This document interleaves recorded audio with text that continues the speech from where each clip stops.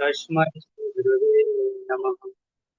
श्रीचैतन्यमनःभीष्टं स्थापितं येन भूतले स्वयं रूप कदा मह्यं ददाति स्वपदान्तिकम्।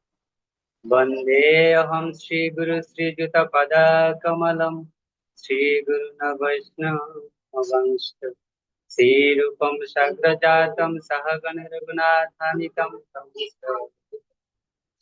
सादरितं सवधूतं परिजनसहितं कृष्ण चैतन्य देवं श्रीराधा कृष्ण पादान् सहगण ललिता श्रीविशाखान्वितान्। हे कृष्ण करुणा सिंधु दीनबंधु जगत्पते गोपेश गोपिका कांत राधा कांत नमस्ते। तप्त कांचन गौरांगी राधे वृंदावनेश्वरी वृषभानुसुते देवी प्रणमामि हरिप्रिये। गुरुवे गौरचन्द्राय राधिकाय तदालये कृष्णाय कृष्णभक्ताय तद्भक्ताय नमो नमः। महावदनाय कृष्णप्रेमप्रदायते कृष्णाय कृष्णचैतन्य नाम्ने गौतिषे जय श्री कृष्ण चैतन्य प्रभु नित्यानंद श्री अद्वैत गदाधर शिवासादि भक्त। हरे कृष्ण कृष्ण कृष्ण हरे हरे हरे राम राम राम हरे हरे। वंशाकल्पतरुभ्यश्च कृपा सिन्धुभ्येव पतितानां पावनेभ्यो वैष्णवेभ्यो नमो विष्णुपादाय।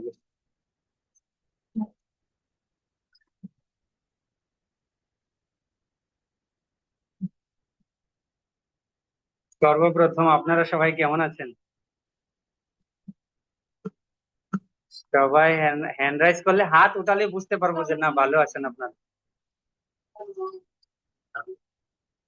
আচ্ছা, আশা করি গুরু কৃষ্ণের কৃপায় সকলে ভালো আছেন। যদিও আমরা সংখ্যায় কম হয় তাতেও আমাদের কোনো প্রবলেম নাই, কিন্তু আমরা তো আন্দোলনে আছি, মুভমেন্টে আমরা জড়িয়ে আছি। শিলা প্রভুপাদের মুভমেন্টে সর্বপ্রথম কতজন ছিল? একজন ছিল, অনলি শিলা প্রভুপাদ। তাই আপনারা যদি সেরকম প্রভুপাদের মতো প্রতিশ্রুতি নিয়ে এবং কৃষ্ণের প্রতি পূর্ণ দৃঢ় বিশ্বাস নিয়ে সামনের দিকে এগিয়ে যান, তাহলে 13 জনে একদিন 13 লক্ষকে নিয়ে আসবে, ঠিক কিনা? তাহলে আমাদের বিভ্রান্তি হওয়ার কিছু নেই। কি রিমি মাতাজি, একটু হাসি খুশি থাকতে হবে। ক্লাস মানে হাসি খুশি, ক্লাস মানে কি কষ্ট?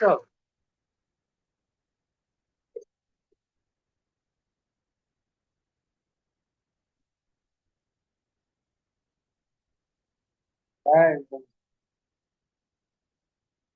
তো আজকে আমাদের যে বিষয়, তাহলে প্রকৃতপক্ষে আমরা ভক্তি জীবনে এসেছি। এই ভক্তি জীবনে আসার পথে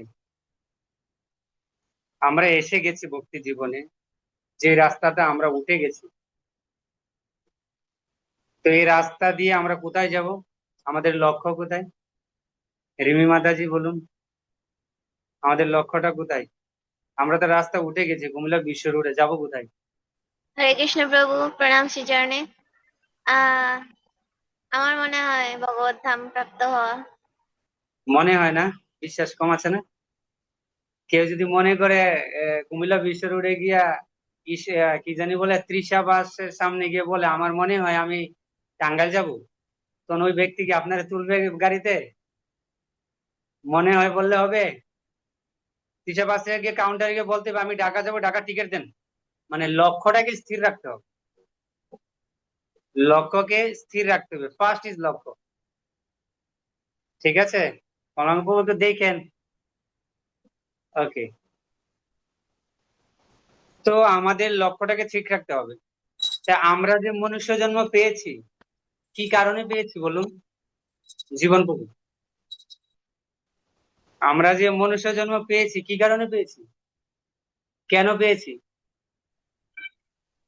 ভগবান ভগবানকে মানে ভগবানের সেবা পূজা করার জন্য, মানে ভগবানকে জানার জন্য, মানে একমাত্র তো মনুষ্য জন্মই আছে। তার মানে মানে মনুষ্য ভগবানকে সেবা করার জন্য, ভগবানকে জানার জন্য মনুষ্য জীবন পেয়েছি। তো ভগবত ধামে যা থাকলে তো ভগবানের সেবা হতো, সবই হতো। তাহলে আমরা কেন মনুষ্য জীবন পেয়েছি? ওখানে থাকলে এটা হতো না? ওইখানে প্রভু, ওইখান থেকে আমরা অপরাধ করার কারণে আমরা মানে হ্যাঁ, এই পৃথিবীতে আমরা চলে এসেছি। এটা হলো রাইট যে মনুষ্য জন্ম তো পেয়েছি অনেক ভাগ্যের ফলে, কিন্তু এর ভিতরে যে আমাদের মনুষ্য জন্মটা দিয়েছে, আমরা তো অপরাধী। তা কারাগারে এসে যদি আমরা প্রতিযোগিতা করি, কারাগারে এসে যদি আমরা প্রতিযোগিতা করি যে তোমার থেকে আমি ভালো করে দিই, আমার থেকে তুমি ভালো করে দিই না, কেমন দেখাবে? করে দিতে হয়।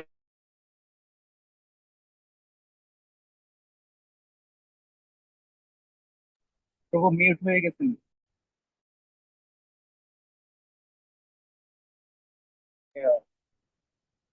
প্রভু মিউট হয়ে গেছেন।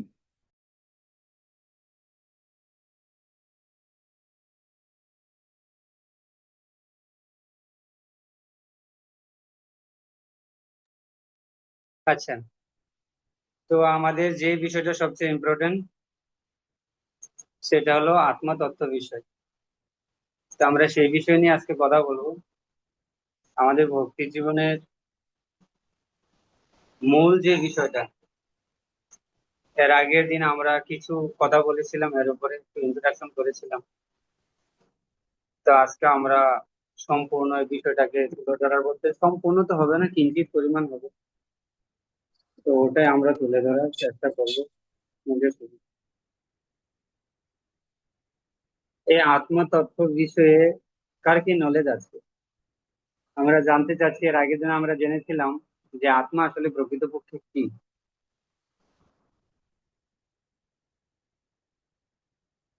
আমরা এর আগের দিন জেনেছিলাম যে আত্মা হচ্ছে একটা শক্তি, চেতনা শক্তি, স্ফুলিঙ্গ, যা প্রত্যেকটি দেহকে ক্রিয়াশীল করে। আমরা বাংলা বলছি, কিন্তু আপনারা বাংলাটা না নিয়ে বাংলা শব্দটার মিনিংসটাকে নেওয়ার চেষ্টা করবেন। ঠিক আছে? ক্রিয়াশীল করে মানে কি, এবং বলছে প্রত্যেকটি দেহকে। ক্রিয়াশীল মানে কি, কার্যকর করে, কাজ করে, অ্যাক্টিভিটিস চালু হয়। অর্থাৎ যে জিনিসের মধ্যে মানে ক্রিয়াশীল হতে শুরু হয় নিজে থেকে, এরকম নয়। আপনি আবার বলবেন না প্রভু একটা ফ্যান, তাহলে এর ভিতরে তো আত্মা আছে, একে আমি সুইচ দিলে ক্রিয়াশীল হবে। ঠিক কিনা? তফাৎ আসে কিনা? তো ওটা আমাদেরকে একটু ব্রেন খাটিয়ে দেখতে হবে। একটা হলো অটোমেটিক, আরেকটা হলো কারো মাধ্যম দিয়ে। তো যে শরীরে অটোমেটিক ক্রিয়াশীল, যেমন আপনি কিন্তু মাছকে চালাতে হবে না, ও এমনিতেই ক্রিয়াশীল, কারণ ওর ভিতরে এমন একটি জিনিস আছে। কিন্তু আপনি ফ্যানকে চালাতে হবে, না হলে ও চলতে পারবে না। আপনি লাইটকে সুইচ দিতে হবে, তাহলে ও অন হবে, না হলে হবে না। কারণ ওর ভিতরে ওই ওই ওই আত্মাটা নেই। কিন্তু একটা পোকামাকড়কে আপনি কোনো সুইচ দিতে হবে না, একটা পিঁপড়াকে সুইচ দিতে হবে না, ও অটোমেটিক্যালি চলবে। কেন চলবে?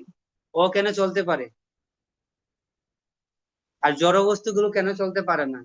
এটাই পার্থক্য, যে তার ভিতরে এমন একটা অস্তিত্ব রয়েছে যে অস্তিত্বের কারণে সে চলতে পারে। এর আগের দিন আমরা বলেছিলাম যে আমাদের শরীরে এমন একটি বস্তু রয়েছে যা আমরা দেখতে পাই না, কিন্তু আমাদের শরীর থেকে চলে গেলে আমরা তার জন্য কান্না করি। যাকে আমরা কোনোদিন দেখিনি তার জন্য আমরা কেন কান্না করি? এটা ছিল আমাদের কোশ্চেন। এটা ছিল আমাদের কোশ্চেন, যে যাকে আমরা কোনোদিন দেখিনি তার জন্য কেন কান্না করি। এই কোশ্চেনের আনসার কে দিতে পারবেন? আনসার না দেন, কিন্তু শেয়ার করতে হবে এক দুটো কথা। যে ধরুন আমি চলে গেলাম, কিন্তু আমার শরীরটা সামনে আপনার পড়ে আছে। কেউ বলল কমলাঙ্গ চৈতন্য প্রভু বলল লক্ষ্মণ প্রভু আমাদের ছেড়ে চলে গেছে, কিন্তু জীবন প্রভু বললো না, লক্ষ্মণ প্রভু তো আমাদের সামনে শুয়ে আছে। তার চক্ষু কান নাসিকা জিহ্বা ত্বক শরীর সমস্ত কিছু রয়েছে, তাহলে চলে গেল কোথায়? তাহলে লক্ষ্মণ প্রভুর শরীরের ভিতর থেকে এমন একটি বস্তু চলে গিয়েছে যে কারণে লক্ষ্মণ প্রভুকে ঘোষণা করা হচ্ছে তিনি নেই। কে নেই? যে বস্তুটা চলে গেছে তাকে তো দেখেনি কোনোদিন। তাহলে আজ কেন ওয়াইফ, বাচ্চা, বাবা মা, বন্ধু কান্না করছে? কি কারণে কান্না করছে? কান্না করেছে এই কারণে তাদের একটাই, তারা তো ওই বস্তুটাকে কখনো দেখেনি। তারা কান্না করছে শুধু এই কারণে এই শরীরটাকে আর পাচ্ছে না। তারা তারা শুধু কান্না করছে শরীরের কারণে, অন্য কিছু না, যে এই শরীরটা নষ্ট হয়ে গেল। কিন্তু তারা জানে না এই শরীরের মধ্যে যে বস্তুটা ছিল, যে জীবন্ত রয়ে গেছে, ওটাই মূল। ওই মূলটা তো কখনো নষ্ট হয়নি, ওই মূলটা তো আছে। ওর তো কোনো জন্ম নেই, মৃত্যু নেই। ওকে আগুনে পুরানো যায় না, পানিতে ভিজানো যায় না, ভগবান এই তত্ত্বগুলো দিয়েছে। সেই জন্য বলেছে যে দেহিনাম অস্মিন কমরে যৌবনম যারা তথা দেহান্তর প্রাপ্তি ধীরস্তত ন মুহ্যতি। যে ধীর ব্যক্তি, ধীর মানে কি? যে ব্যক্তি এই তথ্যগুলো জানে সেই ব্যক্তি মোহিত হয়ে পড়েন না। কোন কাজে মোহিত হয়ে পড়েন না? যে এই শরীর সে ত্যাগ করেছে, অন্য আরেকটি শরীর সে প্রাপ্ত হবে, এতে কোনো প্রবলেম নেই। এক মিনিট, আমার একটা phone আসছে।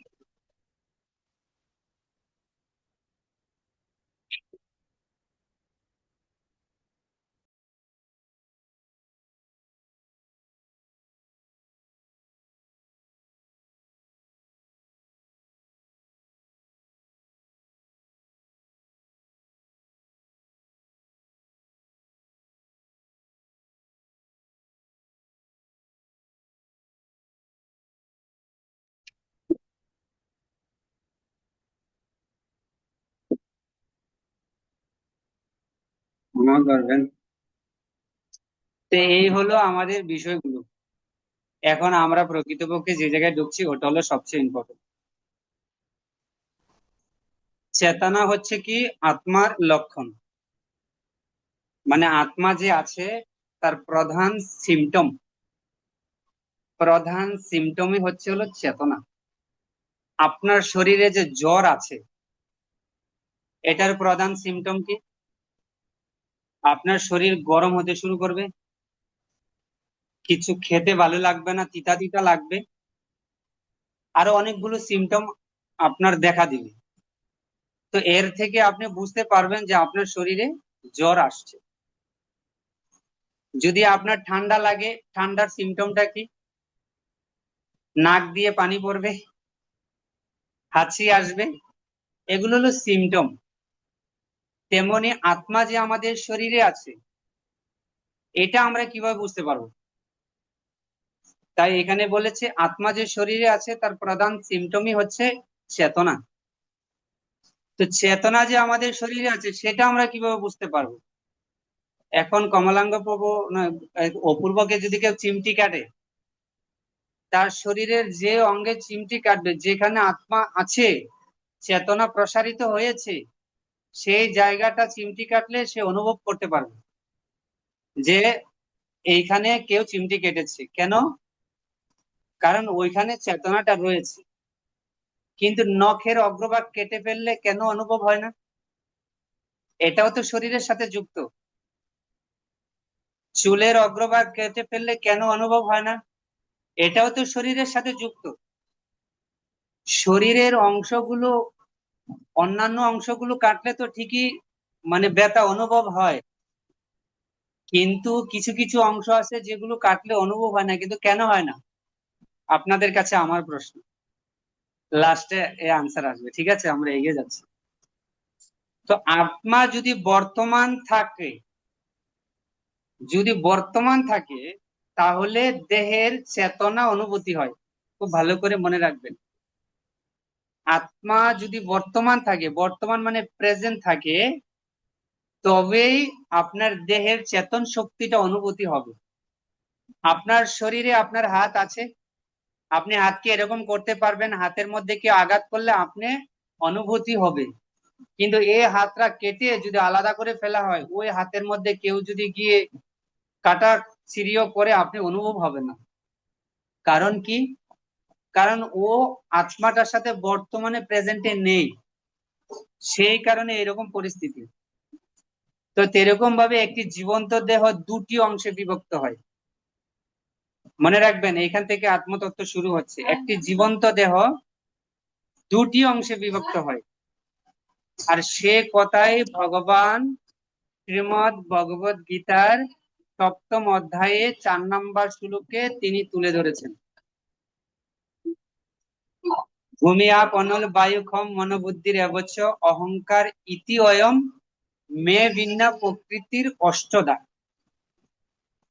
দুটি অংশ, কিন্তু একটি অংশ হচ্ছে পরাজগৎ থেকে এসেছে, আর আরেকটি অংশ অপরাজগৎ থেকে। কিন্তু দুটি ভগবানের এনার্জি, দুটি ভগবানের শক্তি, কিন্তু একটা শক্তিকে বলা হয়েছে নিকৃষ্ট শক্তি, আর আরেকটা শক্তিকে বলা হয়েছে উৎকৃষ্ট চিন্ময় শক্তি। দুটি অংশে বিভক্ত করার ফলে তো প্রথম যে অপরা যে নিকৃষ্ট শক্তি, সেটা হলো স্থূল উপাদান এবং সূক্ষ্ম উপাদান দ্বারা তৈরি। কি পেলেন তাহলে? দুটো অংশ বিভক্তি আছে, তার মধ্যে একটা অংশ যে সমস্ত উপাদান দ্বারা তৈরি, সেই সমস্ত উপাদানের টাইটেলের নাম হচ্ছে স্থূল উপাদান, এবং অন্য টাইটেলের নাম হচ্ছে সূক্ষ্ম উপাদান। এটা হলো শরীরে যে গঠন প্রক্রিয়া হয়েছে, সে সমস্ত বিষয়গুলো তুলে ধরেছে স্থূল উপাদান দ্বারা। আর শরীরের মধ্যে আরেকটি দেহ রয়েছে, সেটা হলো সূক্ষ্ম দেহ, যার নাম হচ্ছে মন, বুদ্ধি, অহংকার। আর এর অপোজিটে রয়েছে একটা পরা উৎকৃষ্ট শক্তি, যেটা পরা জগৎ থেকে এসেছে, আর যার নাম হচ্ছে চিন্ময় দেহ, অর্থাৎ ওটা হলো আত্মা আমরা বলে থাকি, কিন্তু প্রকৃতপক্ষে ওটা একটা শরীর। আত্মা মানে আপনারা ভাববেন না এরকম একটা কলিজা কলিজা, আমরা তো ভাবতাম আত্মা মানে এরকম কলিজা। নো নো নো, আত্মা মানে একটা শরীর। ওই শরীরটার নাম হচ্ছে চিন্ময় শরীর।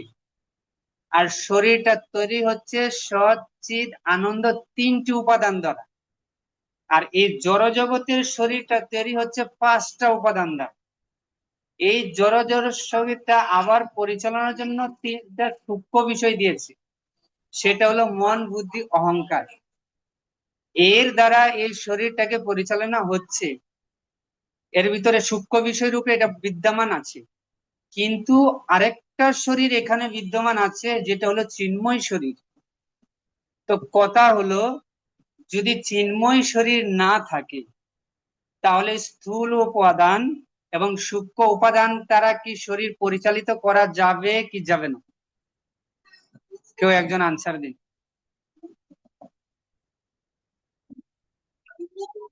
মোবাইলটা চার্জ বন্ধ হয়ে যাবে,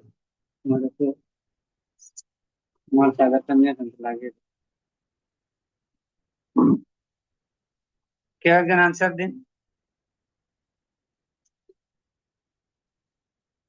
দেখুন, একটু একটু করে আনসার দিবেন, না হলে বিষয়টা বুঝতে পারবেন না, কারণ এগুলো একটু কঠিন জিনিস, তো হয়তো আপনাদের কাছে সহজ, আমার কাছে খুব কঠিন।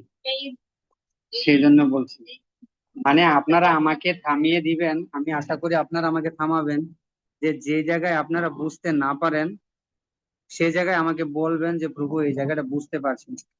কারণ আমার এখান থেকে মনে হচ্ছে আপনাদের দেখে যে আপনারা সব বুঝে গেছেন। ঠিক আছে, বুঝতে পেরেছেন কি?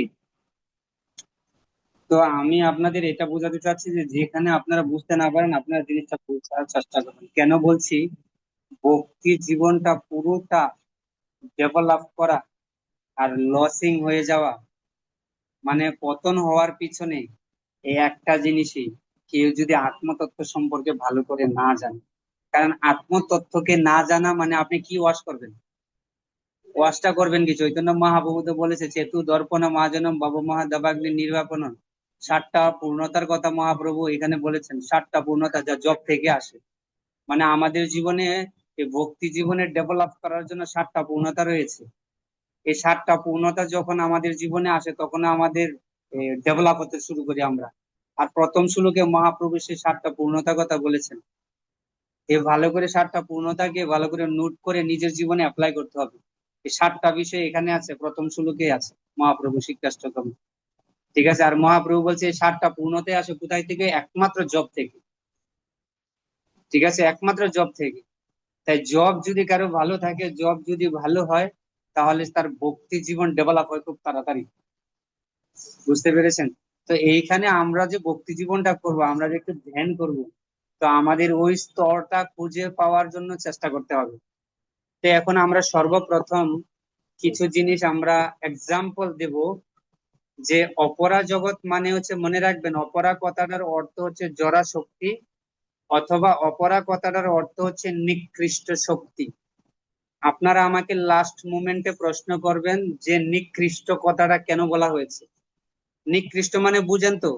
একবারে গান্ধা, একবারে তুচ্ছ তাচ্ছিল্য যাকে বলা হয়। অর্থাৎ নিকৃষ্ট জায়গায় নিকৃষ্ট ব্যক্তিরা অবস্থান করে। জেলখানায় কিন্তু ওই আমাদের মতো সাধু যারা আছে তারা গিয়ে বসবাস করবে না। আবার আমাদের মতো সাধুদের ভিতরে যাদের নিকৃষ্ট ভাব আছে তাদেরকে ঠিকই নিয়ে যাবে। বুঝতে পেরেছেন কি? এই জন্য এই জগতে কারা আসে, আর এই জগৎটা কিরকম?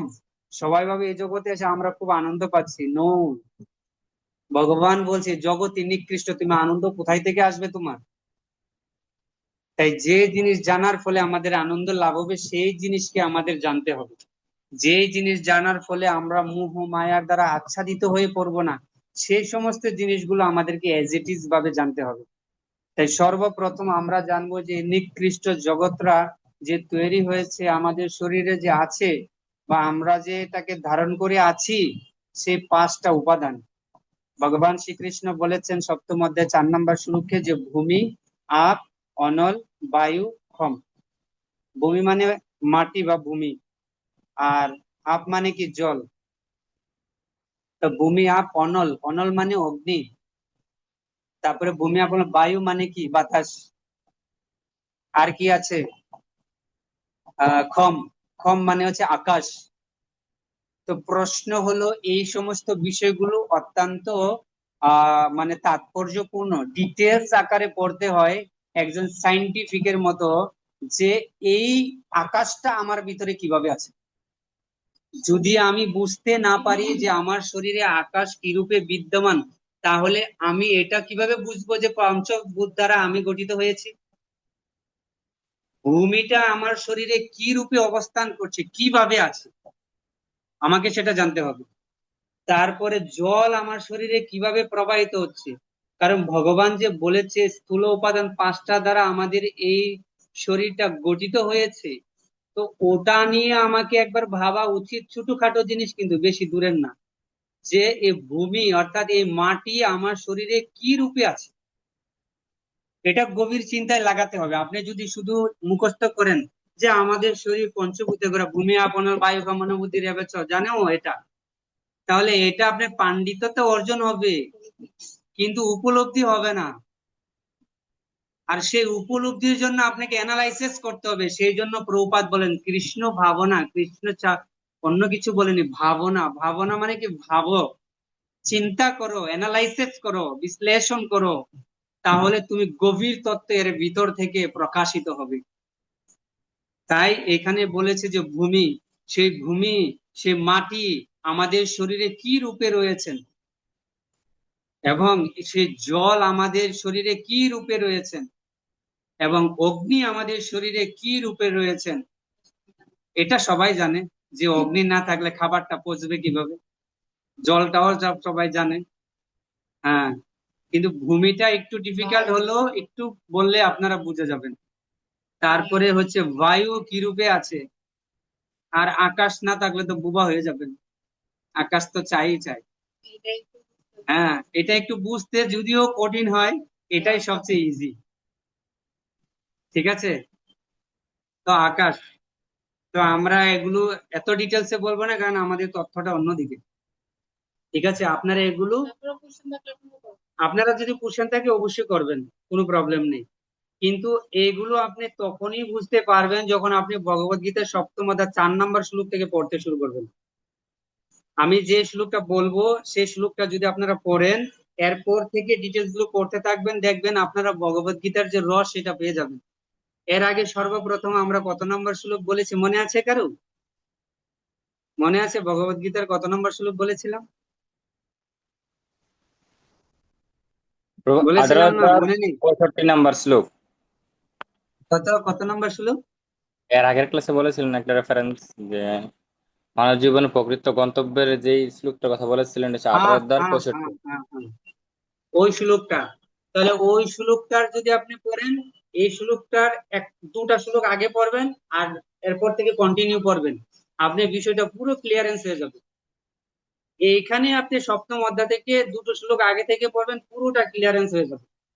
যেখানে যেখানে বুঝতে পারবেন না, গ্রুপে মেসেজ করবেন, বা কমলাঙ্গ চৈতন্য প্রভু আছে ওনাদেরকে মেসেজ করবেন, আমাদেরকে মেসেজ করবেন, তারপরে ক্লিয়ারিটি আনার প্রয়াস করুন যে কোথায় কোথায় প্রবলেম আছে। এই পাঁচটা জিনিস আমি আপনাদেরকে রিকোয়েস্ট করব, যে আজকের পর থেকে আমরা এই পাঁচটা জিনিস কিভাবে আমাদের শরীরে আছে একদম সরাসরি প্র্যাকটিক্যালি আমাকে জানতে হবে, আর এগুলো আপনারা জানার প্রয়াস করবেন। আর 2 নম্বর বিষয় হচ্ছে সূক্ষ্ম উপাদান। সূক্ষ্ম মানে হচ্ছে মন, বুদ্ধি, অহংকার। এখন এই মন, বুদ্ধি, অহংকার যতক্ষণ পর্যন্ত আপনার রয়েছে, ততক্ষণ পর্যন্ত আপনি গোলক ধামে প্রবেশ করতে পারবেন না, এটা জানেন তো?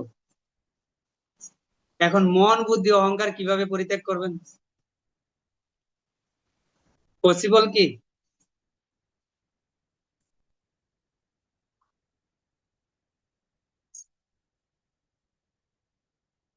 কি জীবন প্রভু, মন ছেড়ে দেওয়া যাবে?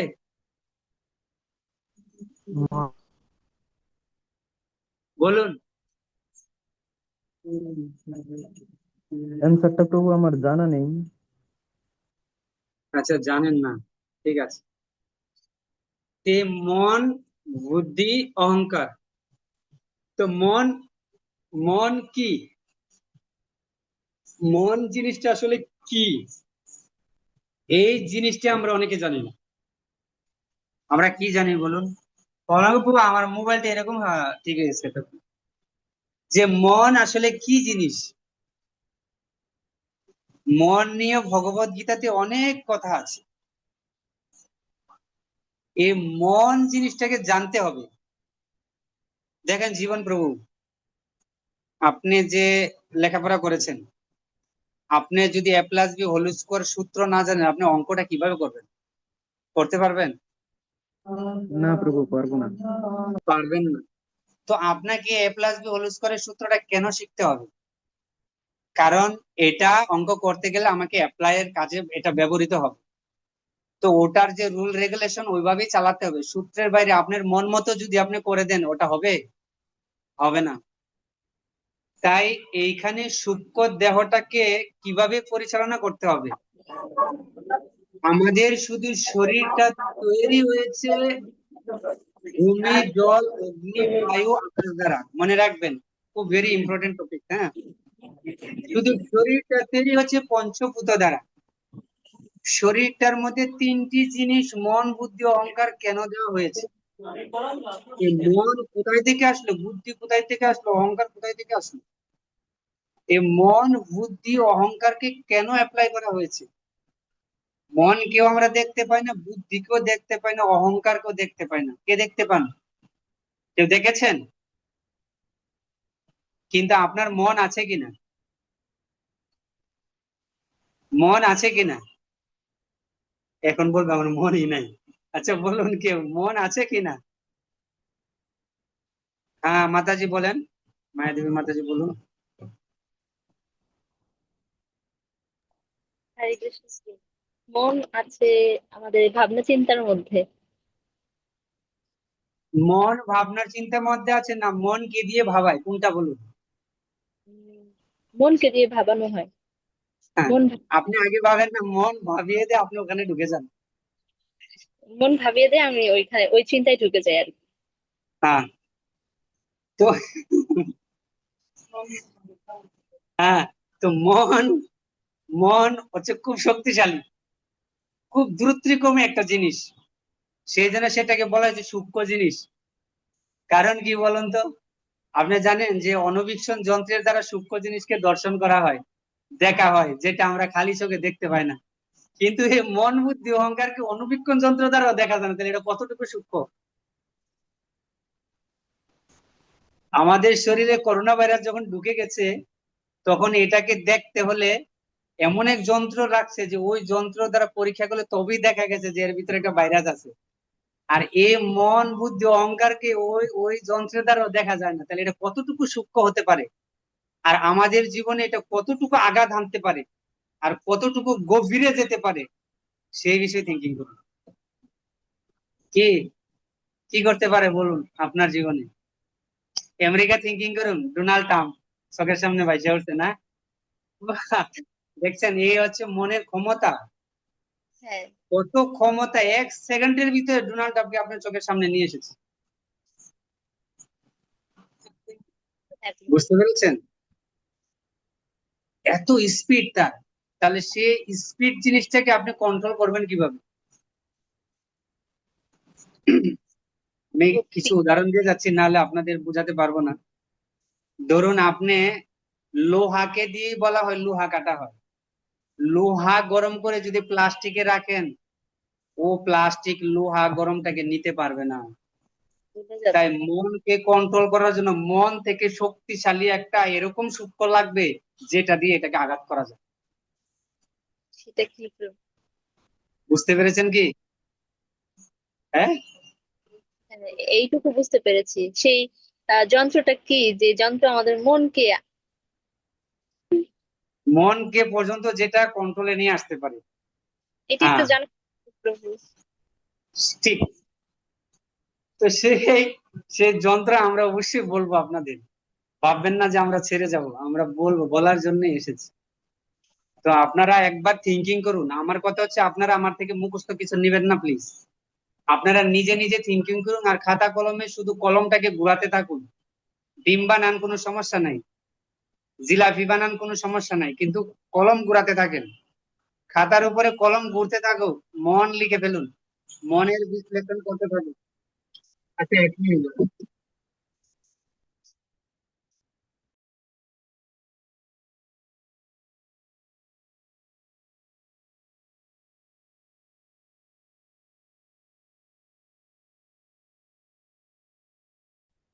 3টা বাজে।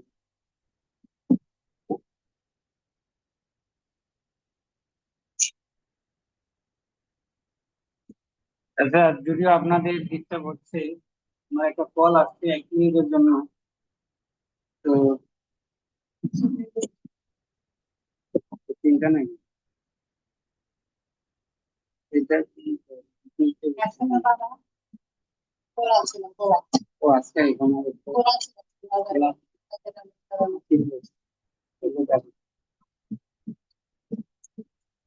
ওকে। তো এরকম ভাবে আমরা যেখানে এসেছিলাম, এই মন, মন বুদ্ধি অহংকার, এই 3টা জিনিস অত্যন্ত সূক্ষ্ম জিনিস।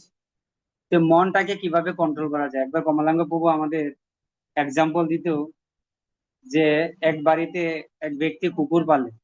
আচ্ছা, 1 সেকেন্ড, 1 সেকেন্ড। হ্যাঁ,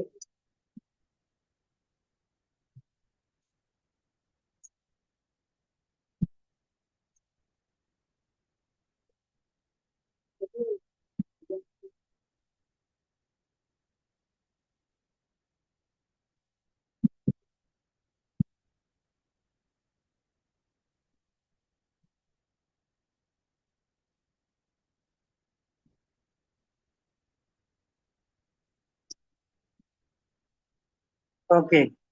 অত্যন্ত দুঃখিত। তো আমরা এক্সাম্পলে এসেছিলাম। এক্সাম্পল কি ছিল? হ্যাঁ, কমলাঙ্গ চৈতন্য প্রভু একসময় আমাদের বলতো বা এগুলোর উদাহরণ দিত। তো বিষয়টা হলো যে এক ব্যক্তি কুকুর পালে। মায়া দেবীকে যখন উদাহরণ দেওয়া হয় যে আমি বন্ধু হিসাবে কমলাঙ্গ প্রভুর বাড়িতে গেলাম, যাওয়ার পরে কমলাঙ্গ প্রভু কুকুর পালে, ওই কুকুর আমাকে অ্যাটাক করলো। তো এই কুকুর যে অ্যাটাক করছে, আমি তো দৌড়িয়ে পালাতে হবে, কিন্তু কমলাঙ্গ প্রভু দূর থেকে বলছে, টমি রুক যা, রুক যা। কারণ কি? এটা হচ্ছে কমলাঙ্গ প্রভু হলো ওই কুকুরের বস। তো কুকুর কি বললো? কুকুর আস্তে আস্তে ধীরে ধীরে ধীরে ধীরে তার মাথাকে নইয়ে দিল। তাই ভগবত গীতায় অর্জুনও বলেছিল যে কৃষ্ণ, এই মন এত ডেঞ্জারাস, এত চঞ্চল যে এ আমার পক্ষে কন্ট্রোল করা পসিবল নেই। তখন ভগবান উদাহরণ দিয়েছিল যে হ্যাঁ, এগুলো অনেক শক্তিশালী, মায়ার দ্বারা পরিচালিত হচ্ছে, এই জন্য খুব শক্তিশালী হয়, কিন্তু তুমি কন্ট্রোল করবে কিভাবে? তাই ভগবান বলেছিল যে অভ্যাস যোগ যুক্তেন। কিন্তু আমাদের প্রশ্ন আসতে পারে যে আমরা কি অভ্যাস করব, সে মনকে বশীভূত করার জন্য কি অভ্যাস করব? মনের মধ্যে এত ময়লা জমে গিয়েছে যে আমরা আসল জিনিসটা দেখতে পাচ্ছি না, কিন্তু খারাপ জিনিসটা দেখতে পাচ্ছি। সেই জন্য চৈতন্য মহাপ্রভু বলেছেন যে চেত দর্পণ মাজন, চেতনা অর্থাৎ মাইন্ডের উপরে এত পরিমাণ ময়লা জমে গিয়েছে যে দর্পণের সাথে তুলনা করেছে, যে একটা দর্পণের উপরে যদি 30 কিলোমিটার ময়লা পড়ে থাকে, আপনি কিছু দেখতে পাবেন না। দেখতে পাবেন না। তাই মাইন্ডের উপরে এরকম জন্ম জন্মান্তর সে ঘূর্ণিপাকে ঘুরছে, যে কারণে তার মাইন্ড বিভ্রান্ত হয়ে পড়েছে অলরেডি। তাই জড়জগতের প্রতি সে এতটাই আকৃষ্ট হয়ে পড়েছে, কোন জন্মে কোথায় ছিল সেটা তার ভিতরে রয়ে গেছে। সেই জন্য তাকে কন্ট্রোল করাটা ভেরি ডিফিকাল্ট হয়ে দাঁড়াচ্ছে। তো সেই জন্য চৈতন্য মহাপ্রভু বলেছে তাকে আগে তুমি মার্জন করো, যে চেতু দর্পণ মাজনম ভব মহা দাবাগ্নি নির্বাপনম। আর এই মহা দাবাগ্নি থেকে যদি তুমি মুক্তি লাভ করতে চাও, তাহলে তোমাকে মার্জন করতে হবে। ওকে, ঠিক আছে। তাহলে চেতু দর্পণ মাজনম ভব মহা দাবাগ্নি নির্বাপনম, মানে নির্বাপন, শান্ত করতে হলে তোমাকে মার্জন করতে হবে। শ্রেয় কৈরব চন্দ্রিকা, তবেই শান্তি বর্ষিত হবে, তবেই শীতলতা প্রদান করবে। শ্রেয় কৈরব চন্দ্রিকা বিতরণম বিদ্যাবধূ জীবনম। বিদ্যাবধূর উদাহরণটা কি ছিল? নববধূ। যেরকম নববধূ যেরকম, হ্যাঁ, একজন নববধূ বিবাহ হওয়ার পরে তার স্বামীকে যেভাবে ফলো করে, স্বামী যদি বলে তুমি এটা নিয়ে আসো আমার জন্য, নিয়ে আসবে। পুরাতন বধূর কথা বলছি না, কিন্তু নববধূ। আর এই কথা আমার উদাহরণ না, এটা শ্রী ভক্তি সিদ্ধান্ত সরস্বতী ঠাকুর গোস্বামী প্রভুপাদের উদাহরণ। যে একটা নববধূ যেরকম তার হাজবেন্ড কে ফলো করে, তেমনি ভাবে, ওটা কি ছিল উদাহরণ? হরিনাম। হ্যাঁ, হরিনাম আর হলো কি জানি বলে, ওটা ভুলে গেলাম। ওটা ভুলে, আচ্ছা, একটা টপিক আমি এখানে ভুলে গেছি যে হরিনামের উপরে। তেমনি মহাপ্রভু এখানে বলেছেন যে হরিনাম বধূর মতো। বধূর মতো কিরকম? যদি আপনি হরিনামকে ফলো করেন, এই হরিনামে, এই হরিনাম কৃষ্ণের কাছে কিরকম একটা এক্সাম্পল ছিল, ওটা আমি ভুলে গেছি। ওটা আমি কাট করে যাচ্ছি, হ্যাঁ, আমার পরে ক্লাসে যখন আসবে আমি ওটা বলে দেবো আপনাদের। তো ওটাই বলেছে যে নববধূ যে কথাটা বলেছেন যে চেতু দর্পণ মাজনম ভবমহা দাবাগ্নি নির্বাপনম শ্রেয় কৈরব চন্দ্রিকা বিদারণম বিদ্যাবধূ জীবনম। এই বিদ্যাবধূ জীবনম, এই নববধূ যেরকম ভাবে ফলো করে, সেরকম ভাবে যদি আমরা এই হরিনামকে ফলো করি, তো আমাদের এই জীবনটাও নববধূর মতো কিরকম, আমি ওটা ভুলে গেছি, যাই হোক। বের করে তুমি, ওকে, বিদ্যাবধূ জীবনে আনন্দ অম্বদি বর্ধনম, তখনই আনন্দ আমাদের বেড়ে যাবে। আর প্রতি পদে আমাদের অমৃত স্বাদ আস্বাদন হবে। এখন কি আমরা প্রতি হরিনাম যখন করি, প্রতি পদে পদে আমাদের সেই অমৃত স্বাদ আস্বাদন হয়? হয় না। কিন্তু কিন্তু কেন হয় না? তার মূল একটাই কারণ, আমাদের চেতনা রূপী যে দর্পণটা, যে চেতনা রয়েছে, তার উপরে ময়লা জমাট হয়ে রয়েছে। বুঝতে পেরেছেন? তো ময়লা জমাট হয়েছে, চেতনা মানে কি? মন। হ্যাঁ, সরি, মনে হয়েছে, knowledge. Literally means the life of the wife of knowledge. হ্যাঁ, হ্যাঁ, ওই যে নলেজ, এই যে আপনারা নলেজটা জানছেন, এই নলেজটাই হচ্ছে যা হরিনামকে বধূর মতো ফলো করে। একটা বধূ যেমন তার হাজবেন্ড কে ফলো করে, সেরকম নলেজও হরিনামকে ফলো করে চলে। বুঝতে পেরেছেন? না বুঝলে কোশ্চেন করেন, তাহলে ক্লিয়ার বেশি আসবে। হ্যাঁ, Srila Bhaktisiddhanta Saraswati Thakur explained that just wife naturally follow her husband and transcendental knowledge naturally flow the chanting of Krishna holy names. এই যে ট্রান্সেন্ডেন্টাল যে নলেজ আছে, এটা প্রকৃত পক্ষে কি ফলো করে? এই হরিনামকে ফলো করে চলে। মানে বুঝতে পেরেছেন কি? আমি আবার একটু পিছনের দিকে যে বলছি, এই যে নলেজটা আপনারা যেটা প্রাপ্ত হচ্ছেন, এই নলেজটা কিন্তু ফলো করে হরিনামকে। তাই হরিনাম থেকে 7টা পূর্ণতা উঠে আসে। যদি আপনার হরিনাম ভালো থাকে, হরিনাম শুদ্ধ হয়, কি হবে? ভক্তি খুব ডেভেলপ হবে। কারণ কি, একটা বধূ যেমন তার হাজবেন্ডকে ফলো করে, এই নলেজ আমাদের যতই থাকুক, এই নলেজটা কিন্তু ফলো করে হরিনামকে। তাই আপনি নলেজ থাকলে হরিনামকে যদি এজ ইট ইজ আপনি ফলো করেন, দেন আপনি ডেভেলপ করবেন ভক্তি জীবনে। তো এখন আমাদের মূল টপিক, যে মন রয়েছে, সে মন অত্যন্ত চঞ্চল, কিন্তু ভগবান এই মনের উপরে অনেক কিছু বলেছেন। অর্জুন যখন এই কথা বলেছে, ভগবান বলেছেন তোমার মন আমাকে দিয়ে দাও, মনমনা ভব মদ ভক্ত। তোমার মনকে আগে তুমি আমাতে সমর্পিত করো, ঠিক আছে? তুমি আগে তোমার মনকে সমর্পিত করো।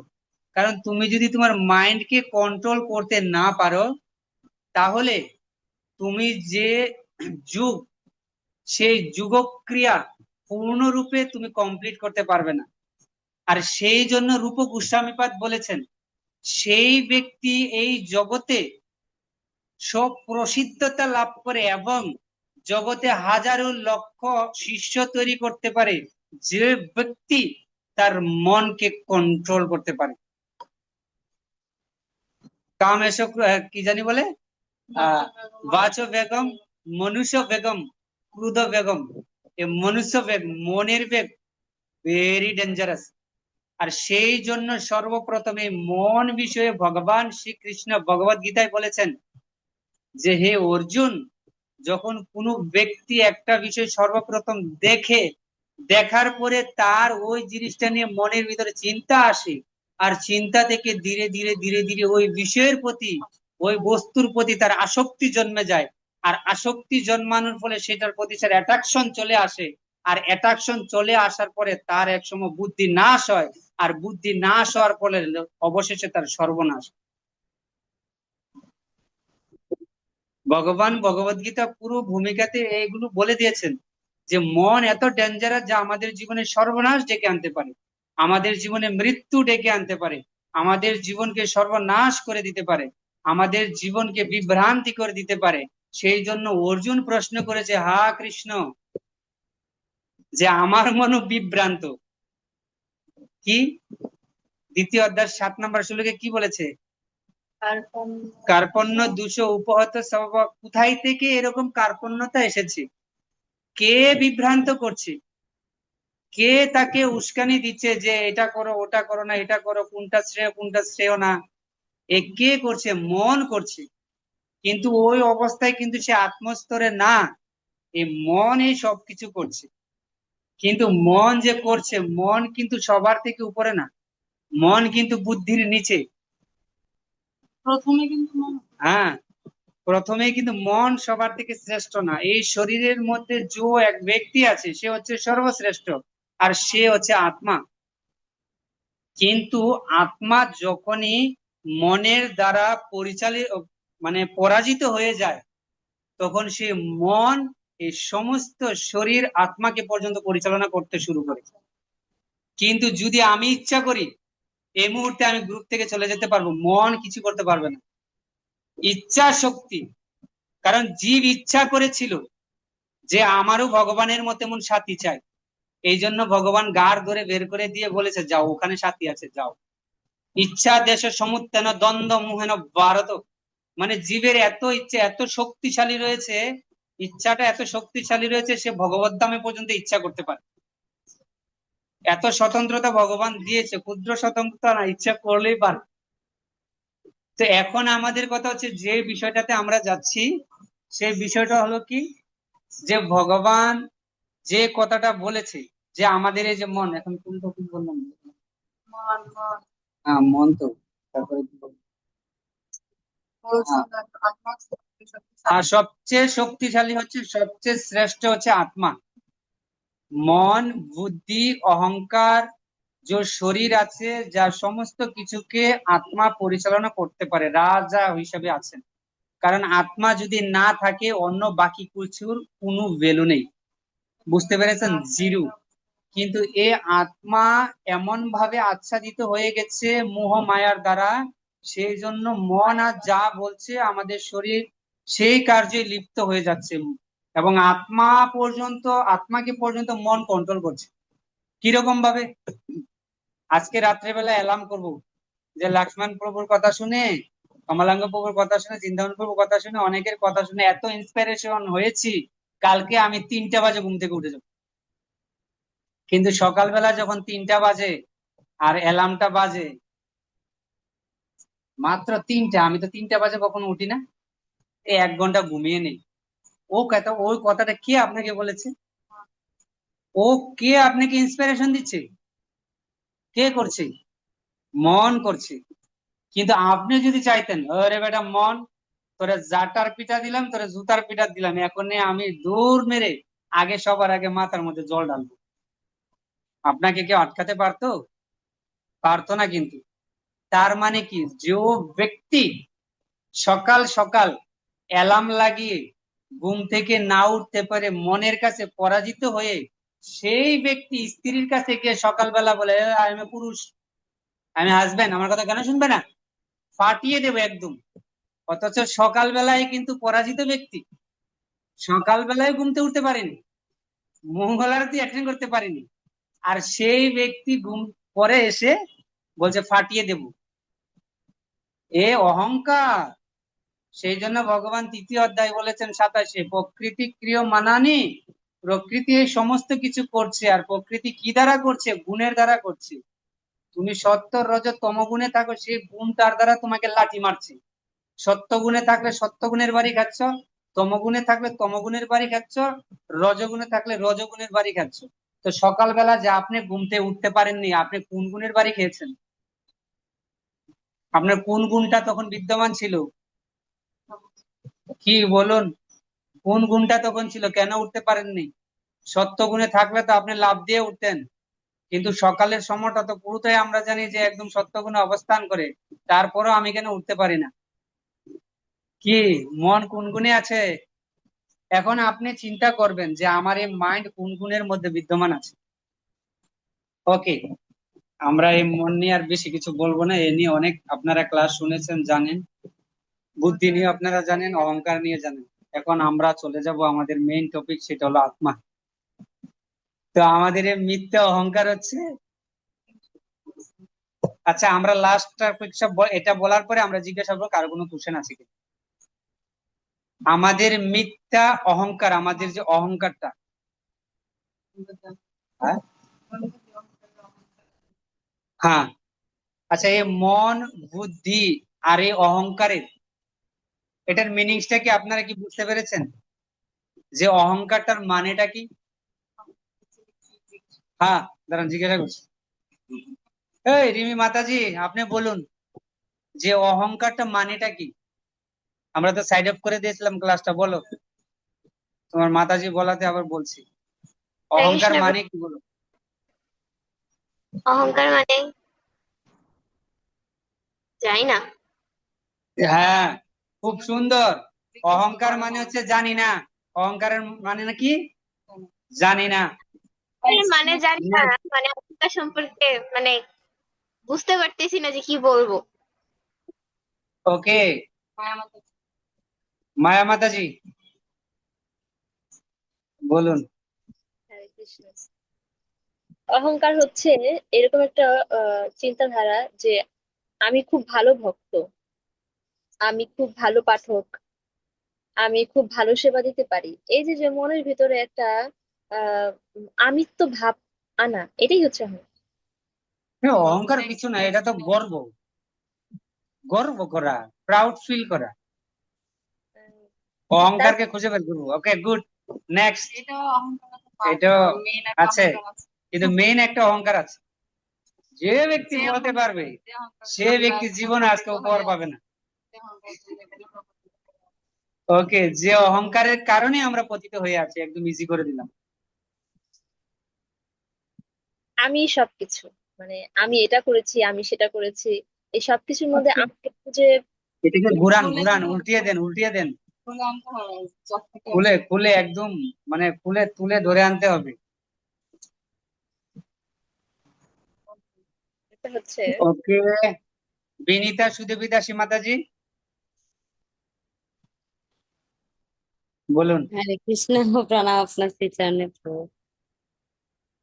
অহংকার মানে হচ্ছে প্রভু, মানে সবকিছুতেই আহ মানে কেউ কিছু বললো আমি সব পারি, আমি একটু ভাব নিয়ে বসে থাকলাম, এটা আমার অহংকার। এরকম কোনো কিছু। না না, আস্তে আস্তে। না না, এগুলো কিছু না, এগুলো যার যার যার মনে চিন্তা ভাবনা, এগুলো কিছু না, এগুলো আমার কি, আপনি পারেন না পারেন আমার তাতে কি আসে যায়? তো অহংকারের কি আছে? এটা অহংকার না, প্রকৃত অহংকার দরকার, যেটা ভগবান বলেছেন যে এটাই হচ্ছে অহংকার। এই অহংকার খুঁজে বের করতে হবে। খালি খালি আজেরা চিন্তা নিয়ে আমরা পড়ে লাভ আছে? আচ্ছা, আরেকটু সহজ করে দিই। হ্যাঁ, অহংকার হচ্ছে দু রকমের, একটা হচ্ছে সত্য অহংকার, একটা হচ্ছে মিথ্যা অহংকার। ফলস মানে ego real and ego, true ego. এখন একদম ইজি হয়ে যাবে। একদম ইজি। ওকে, জীবন বাবু বলেন, সাহস করেন। এই জগতে সবকিছু হচ্ছে মানে ভগবানের, কিন্তু আমি আমি নিজেকে মানে নিজের মনে করে আর কি সবকিছু। আর জুড়ে বলুন, বুঝতে পারিনি, জুড়ে। মানে এই জগতে সবকিছু হচ্ছে ভগবানের, কিন্তু আমি নিজে মনে করি যে সবকিছু আমার। এই জগতের সবকিছু হচ্ছে ভগবানের আর আমি মনে করি হচ্ছে আমার। অনেকটা কাছাকাছি হ্যাঁ ঠিক আছে, আপনি অনেকটা চলে গেছেন পাশাপাশি। আপনার বন্ধুরা দেখি কোথায় আছে এখন। চারু কেশব প্রিয়া দেবীদাসী মাতাজি বলেন। চারু কেশব প্রিয়া দেবীদাসী মাতাজি বলেন, বলুন। হরে কৃষ্ণ প্রভু, আপনার শ্রীচরণ কর্ণে। বলেন। ক্লাসে হাসি খুশি থাকবেন, ক্লাস মানে আনন্দ, আনন্দ আর আনন্দ, প্রসাদে না নাই, তাই বলে কি আনন্দ থাকবে না? মাতাজি দিব। বলুন। কি বলতাম প্রভু, জানি না তো সঠিক। আর এই একটা কিছু তো বলবেন, যে অহংকার মানে হলো প্রভু কাইটটা ফালাই দেন, যে কোনো একটা বললেই হয়। সবাই বলছে, আপনি একটা বলে দেন। আচ্ছা, আমরা দূরে যাচ্ছি না। এই জগতে সকলের অহংকার আছে, মনে রাখবেন, একদম মাথায় লিখে রাখুন, যে অহংকার মানে হচ্ছে কিছু না, সুন্দর একটা শব্দ শুধু, যে আমরা এই দেহ, আর কিচ্ছু না, এটাই অহংকার। কিচ্ছু না, একদম নর্মাল জিনিস। আরে ভাই, अजय খাও हाँ हाँ पानी दे, आइए ना अंदर। हाँ ठीक है। তো সবচেয়ে বড় অহংকার হচ্ছে আমরাই দেহ। এখানে কে আছে মনে করেন না যে এই দেহ, আমি না, আমি দেহ না বাবা, আমি আত্মা, আমাকে ছেড়ে দেন, আমি এখনই চলে যাব। কে এটা মনে করেন যে আমরা দেহ না?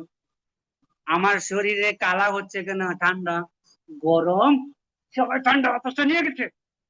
হ্যাঁ, এই অহংকারের এটার কারণেই কিন্তু রাগ আসে, এর কারণেই কিন্তু রাগ আসে। রাগটা কোথায় থেকে আসে দেখুন না একবার। ভগবান কৃষ্ণ বলছে কামেশ ক্রোধেশ রজগুণ থেকে আসে। কিন্তু কিভাবে আসে, ওই অহংকারটা কিভাবে আছে দেখুন। রে, কমলাঙ্গ চৈতন্য পুকুর এত সুন্দর সুন্দর বেগুন দিল, হ্যাঁ, সালাদ দিল, আরে আমার একটু সালাদ দিল না, এই কোথায় কি ভয় কারণ ভয় প্রসাদ পেতে এসেছি, আমাকে ভালোবাসলো না, আমাকে কোনো রেসপন্স করলো না, এখান থেকে আসেনি, আমার শরীরটাকে করেনি, টেক কেয়ার করেনি, ওখান থেকে এসেছে। কেন সে বলছে এ কথাটা? কারণ তার শরীরকে টেক কেয়ার করেনি কেউ, আত্মার কিছু না কিন্তু। আরে আত্মা শান্তির জন্য তো তাকে এনেছে, হরিনাম করবে, নিত্য করো, তাহলে তোমার রাগ করার কি আছে? তুমি রাগছো কেন? তোমার রাগের কি আছে? রাগ মানেই তো তুমি দেহাত্মা বুদ্ধিতে আছো। সাধু কি রাগ করে না? সাধু তখন রাগ করে যদি কৃষ্ণ নাম না করতে পারে। হ্যাঁ, আমাদের মাঝে মধ্যে কুমিল্লা শ্রী শ্রী আহ, কি শ্রীপাদ সুদর্শন জগন্নাথ দাস প্রভু, হ্যাঁ, এমন রাগ করেছে, একাদশীর দিন রুটি খেয়েছে বিদায় রুটি খানাই বন্ধ করে দিয়েছে। এ হচ্ছে সাধুর রাগ। ভাত খেয়েছে ভাত খানাই বন্ধ করে দিয়েছে। এ হচ্ছে সাধুর রাগ। আর আমি কি সাধু? আমার রাগ হচ্ছে প্রসাদ যদি ওই ওই থালার মধ্যে ভালো দেখা যায়, আমার থালায় খারাপ কেন? এর মূল কারণ কি? এর মূল কারণ একটাই, আমরা নিজেকে দেহ বলে মনে করি।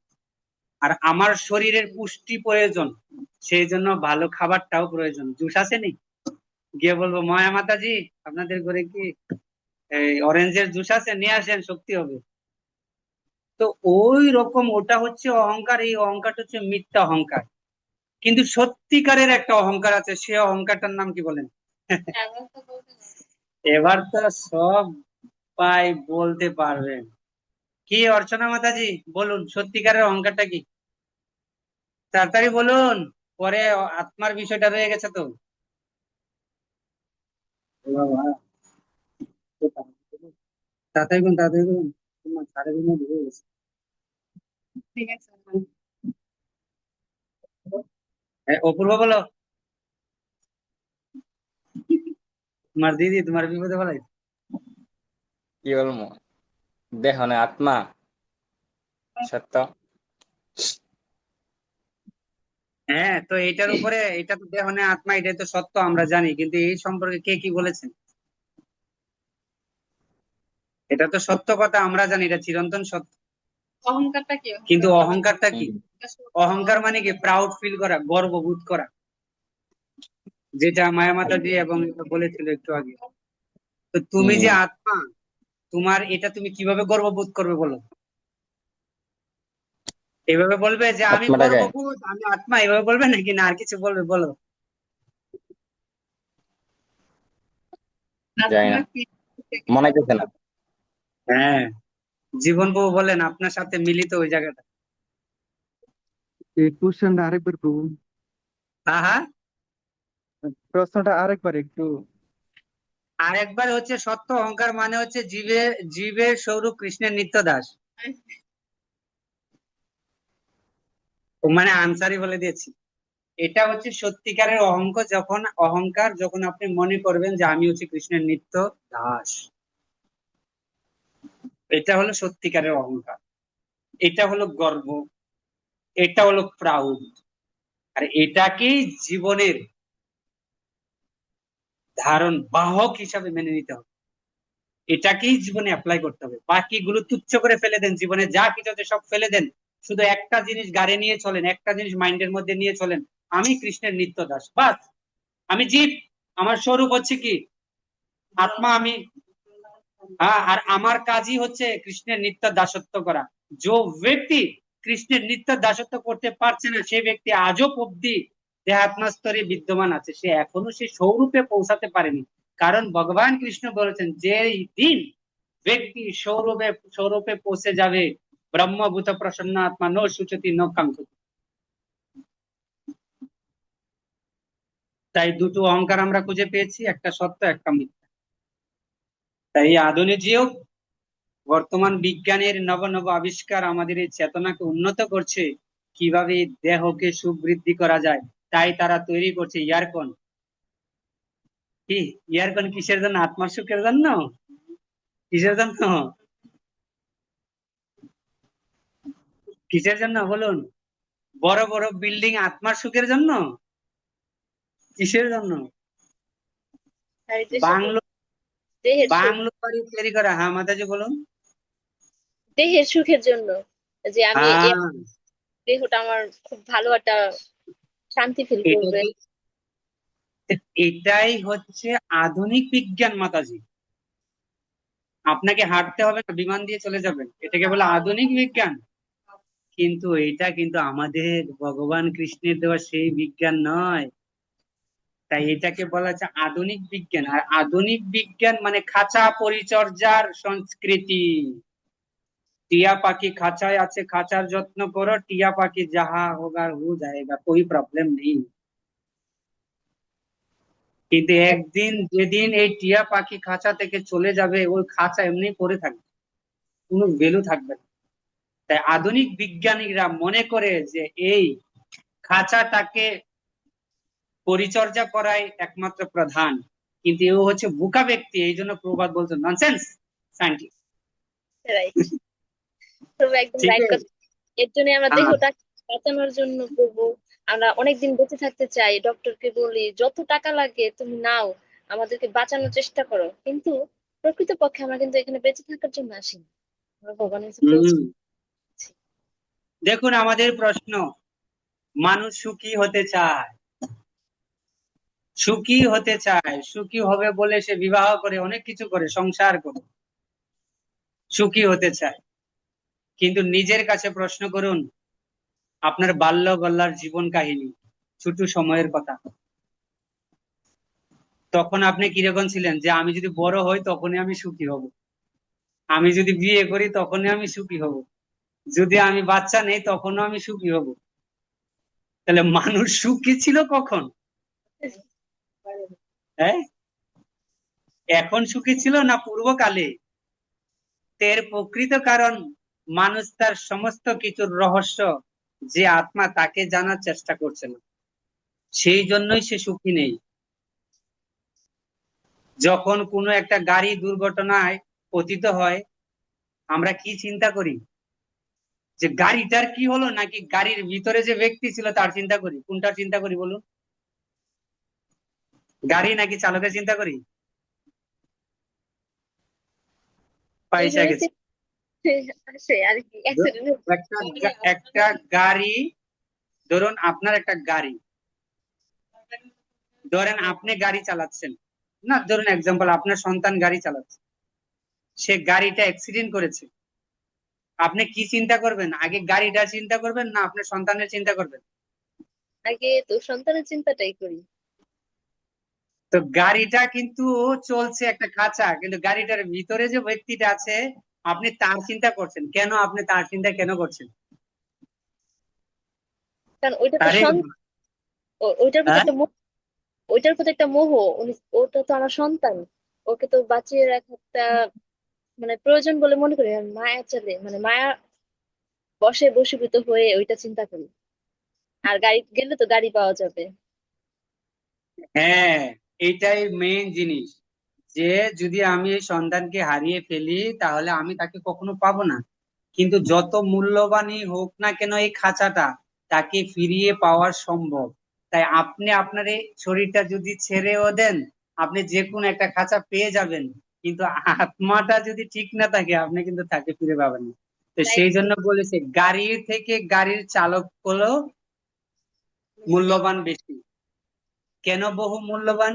কারণ গাড়ির যে চালক, তাকে নিয়ে আমরা ভাবি সে ঠিক আছে কিনা, গাড়ি অ্যাক্সিডেন্ট হলে হবে, কেননা গাড়ির চেয়ে চালকের জীবনের মূল্য অনেক বেশি। ঠিক একইভাবে আমাদের দেহকে নিয়ে শুধু নয়, আত্মাকে দর্শনের চেষ্টা করতে হবে, যে আমার ভিতরে যে আত্মা আছে সেটা হচ্ছে মূল্যবান, দেহের থেকে মূল্যবান সেটা। কিন্তু আমরা ভাবি কি, মালিকের মতো, আমার গাড়িটা অ্যাক্সিডেন্ট নষ্ট হয়ে গেল, আরে ড্রাইভার মরে গেলে গেলে, এরকম হয়? পৃথিবীর মধ্যে সবার আগে মানুষ চিন্তা করে যে তুমি সেফ আছো তো, টাকা গেলে চলে আসবে। তো তোমার শরীর থেকে বেশি মূল্যবান আত্মা, কিন্তু কাঁদছো আত্মার জন্য চলে গেলে, কিন্তু সামনে বডিটাকে, শরীরটাকে রেখে ওকে হাউমাউ করে জড়িয়ে ধরে কান্না করছে।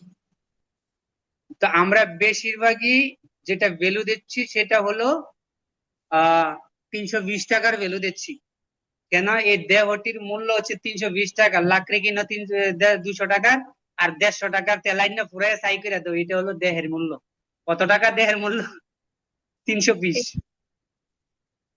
তাই দেহটির উপাদানগুলো বিশ্লেষণ করে ডক্টর মরিসন নামে একজন বিজ্ঞানী সেগুলোর মূল্য নিরূপণ করেছিলেন। ডক্টর মরিসন তিনি বলেছিলেন যে এই দেহের মূল্য হলো 330। বুঝতে পেরেছেন? 330 টাকা দেহটার মূল্য। কিন্তু কোন ব্যক্তির দেহ আত্মা বর্তমান থাকলে সেই দেহটির একটা কিডনির মূল্যই লক্ষ লক্ষ টাকা। समझ गया? समझा? যদি আত্মা থাকে তাহলে ওটার ভ্যালু কাকে বলে এখন দেখেন। যদি আপনার ভিতর থেকে আত্মা চলে যায়, আপনার এই শরীরের মূল্য 330। আর যদি আত্মা থাকে, একটা চোখের মূল্য মনে করো যে 5 লাখ, একটা কিডনির মূল্য লক্ষ লক্ষ টাকা, একটা হাড়ের মূল্য লক্ষ লক্ষ টাকা। তাহলে দাম কোনটার বেশি? আত্মার দাম বেশি না শরীরের দাম বেশি? তাহলে ভ্যালু কোনটাকে আমরা বেশি দেই? তো সেটাই বলছে যে একটা কিডনি লক্ষ লক্ষ টাকা বিক্রি হতে পারে, তার মূল্য তো নির্ধারণ হয় যখন এই শরীরের মধ্যে আত্মাটা থাকে। ঠিক আছে? তাই আত্মা সম্পর্কে, হ্যাঁ, দেহ ও আত্মার সম্পর্কটা কিরকম? দেহ একটি গাড়ির মতো, আর আত্মা হচ্ছে তার চালক। এই সম্পর্কে ভগবান ভগবদ গীতায় 2য় অধ্যায় 23 নম্বর শ্লোকে বলেছেন, নয়নম সিন্ধন্তি শস্ত্রাণি নয়নম দহতি পাবক ন চৈনম ক্লেদয়ন্তব ন সুষয়ত মারুত। অর্থাৎ আত্মাকে কি করা যায় না? অস্ত্রের দ্বারা কাটা যায় না, আগুনে পোড়ানো যায় না, যে কথাটা একটু আগে আমরা বলেছিলাম। কিন্তু আত্মাটার একটা রূপ আছে, আত্মা শূন্য কিছু না, আত্মার একটা রূপ আছে। কি আছে? আমি আপনাদের একদিন দেখাবো, আপনার মাতাজিকে ওই দিন আমি দেখিয়েছিলাম। আমি ঠিক স্ক্রিন ধরে রাখবো, ওখানে কৃষ্ণ আছে, কিন্তু আপনিও দেখবেন না, আমিও দেখতে পাবো না। কিন্তু কিন্তু এখানে এমন কিছু ক্যাপাসিটি আছে, এমন একটা ফোকাস আছে যে ও জিনিসটা ওখানে গেলে আপনি দেখতে পাবেন কৃষ্ণের চোখ দেখা যাচ্ছে, কৃষ্ণের মুখ দেখা যাচ্ছে। মানে একবারে আপনি পুরোটা দেখতে পাবেন না, কিন্তু পুরো পর্দাটা যখন হাটিয়ে ফেলবেন তখন দেখতে পাবেন। এটা পর্দা না, আমার কম্পিউটার ওই দিন আপনার মাতাজিকে বলেছেন, দেখে এই কাজটা কিভাবে আসবে। চরণটা দেখতে পাবেন, কিন্তু এখানে আপনি বাকি সব ব্ল্যাঙ্ক দেখতে পাবেন, কিচ্ছু দেখতে পাবেন না। কিন্তু যখনই মুভিং হবে, ও যখন মুভিং হবে তখনই ও যেখানে যেতে মন চায়, যদি কৃষ্ণের মুখে দেখে চায় তাহলে মুখটা শুধু দেখা যাবে, আর বাকি অংশ আপনি দেখতে পাবেন না। হ্যাঁ, তো এই কথা বলার এই কারণ হচ্ছে আপনি আত্মার একটা রূপ আছে কিন্তু দেখতে পাচ্ছেন না। কিন্তু শূন্য নয়, কিন্তু আছে। কিন্তু মায়ের মাথা যে আপনি যে বলছেন আছে, আমার দেখান, খুলে দেখান কি আছে, মানে কোথায় আছে সেই আত্মাটা দেখান। তো এটা হচ্ছে হ্যাঁ, তুমি দেখাতে আমার পারবে? বলুন। হচ্ছে কি, আপনি মাতাজি আপনাকে সাহায্য করছে। ও হ্যাঁ, হ্যাঁ, মাতাজি আমার বলুন থাকলে বলুন। আহ, হুম, কি চেতনার দ্বারা, সেটা হচ্ছে গিয়ে কি আত্মা যে আছে, এটা আমরা হ্যাঁ, চেতনার দ্বারা বুঝতে পারবো। হ্যাঁ, কিন্তু দেখাতে হবে।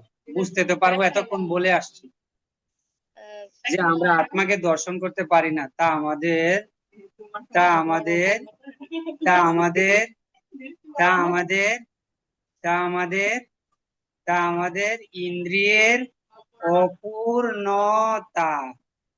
মানে বুঝতে পেরেছেন? বুঝতে পেরেছেন কি? মানে অপূর্ণ। আমাদের আত্মাটার রূপ আছে, কিন্তু আমরা দেখতে পারি না, ইন্দ্রিয়ের অপূর্ণতা। ইন্দ্রিয় পূর্ণতাতে নেই, তাহলে প্রবলেম হতো ইন্দ্রিয়। সেই জন্যই তো বলেছে বাচ বেগম মনুষ্য কুদ বেগম জিব্বা বেগম উদর উপস্থ বেগম এতান বেগাঞ্জ বিষয় হতো। এই জন্যই ব্যাগ গুলোর কথা বলে আসছে সেখানে রূপ গোস্বামী পাই। তা আমরা আত্মাকে দেখতে পাই না, কেন আমরা কৃষ্ণকে দেখতে পাই না? কৃষ্ণেতি যস্য গিরিতম মানুষ আদ্রিয়তে গিরি। কেন আমরা দেখতে পাই না? কারণ আমাদের ইন্দ্রিয়ের অপূর্ণতা, কারণ ইন্দ্রিয়গুলো পরিপূর্ণ নয়। ইন্দ্রিয়তে এমন কিছু বিষাক্ত জিনিস ঢুকে আছে, যে জিনিসটার কারণে আমরা আমাদের আত্মাটাকে দেখতে পাচ্ছি না। বুঝতে পেরেছেন? যেমন রাত্রের বেলা যদি অন্ধকার আসে আমরা কিছুই দেখতে পাই না, তো এই ইন্দ্রিয়ের পূর্ণতা কি আছে? সূর্য কিন্তু আছে। দেখুন মায়া মাতাজি, আপনার শরীরে কিন্তু আত্মা আছে, আপনি দেখতে পাচ্ছেন না। কার দোষ? ইন্দ্রিয়ের দোষ, ইন্দ্রিয়ের অপূর্ণতা। কিন্তু আপনি আমাকে দেখতে পাচ্ছেন, আরো বাকিদের দেখতে পাচ্ছেন, ফেসবুকে দেখতে পাবেন, ইউটিউবে দেখতে পারবেন, টিকটকে দেখতে পারবেন। কিন্তু কৃষ্ণকে দেখতে পাবেন না। কেন? যতদিন ফেসবুক দেখবেন, যতদিন আমাদের মতো ব্যক্তির দোষ দেখবেন, যতদিন অন্যদের দোষ দেখবেন, ততদিন পর্যন্ত ওই রূপটাকে দেখতে পাবেন না। কারণ ওই রূপটা হচ্ছে ক্লিয়ারেন্স আছে। ওই রূপটাকে আপনি তখনই দেখতে পাবেন যখন এই ইন্দ্রিয়ের যে আকর্ষণ এটাকে ছেড়ে দিবেন। আর কৃষ্ণ ইন্দ্রিয় অর্থাৎ কৃষ্ণ পৃথিবীদানের জন্য যে ইন্দ্রিয়টা আছে সেটাকে ম্যাপ করবেন, তখনই আপনি দেখতে পাবেন। তাই ইন্দ্রিয়ের অপূর্ণতার কারণে আমরা দেখতে পাই না। তাই ভগবত গীতায় ভগবান শ্রীকৃষ্ণ বলেছেন 2য় অধ্যায়ে 20 নম্বর শ্লোকে যে আত্মা চিন্ময় স্বরূপ রয়েছে। একথা কে বলেছে? কৃষ্ণ বলেছে 2য় অধ্যায় 20 নম্বর শ্লোক, যে আত্মার স্বরূপ রয়েছে। আমি আজকে আপনাদের কথাগুলো বলছি, কিন্তু আজকের পরে যে পয়েন্টগুলো বলছি এগুলো নিয়ে রিসার্চ করবেন, বাকি সব পড়া বন্ধ করুন। আত্মার যে রূপ রয়েছে কৃষ্ণ বলেছে এটাই চিরন্তন সত্য। আমাকে খুঁজে বের করতে হবে যে আত্মার স্বরূপ কিভাবে রয়েছে। শরীর নষ্ট হলেও আত্মা কখনো বিনষ্ট হয় না। আত্মার আয়তন শতশত উপনিষদে বলা হয়েছে এবং শ্রীমদ্ ভাগবত অনুযায়ী কেশাগ্রহের অগ্রভাগের যে পরিমাণ জায়গা দখল করে, এই যে কেশাগ্রের অগ্রভাগে এরকম ছোট্ট, কিন্তু কিন্তু এটা 10,000 ভাগের 1 ভাগ। কিন্তু প্রশ্ন হলো এই কেশাগ্রহের অগ্রভাগের 1,00,000 ভাগের 1 ভাগও যদি কোনো পরমাণু থেকে থাকে তাহলে অনুবীক্ষণ যন্ত্রের দ্বারা দেখা যায়। কিন্তু এই আত্মা যদি 10,000 ভাগের 1 ভাগ হয়ে থাকে তাহলে আমরা কেন অনুবীক্ষণ যন্ত্রের দ্বারা দেখতে পাচ্ছি না? ও গিভ আনসার।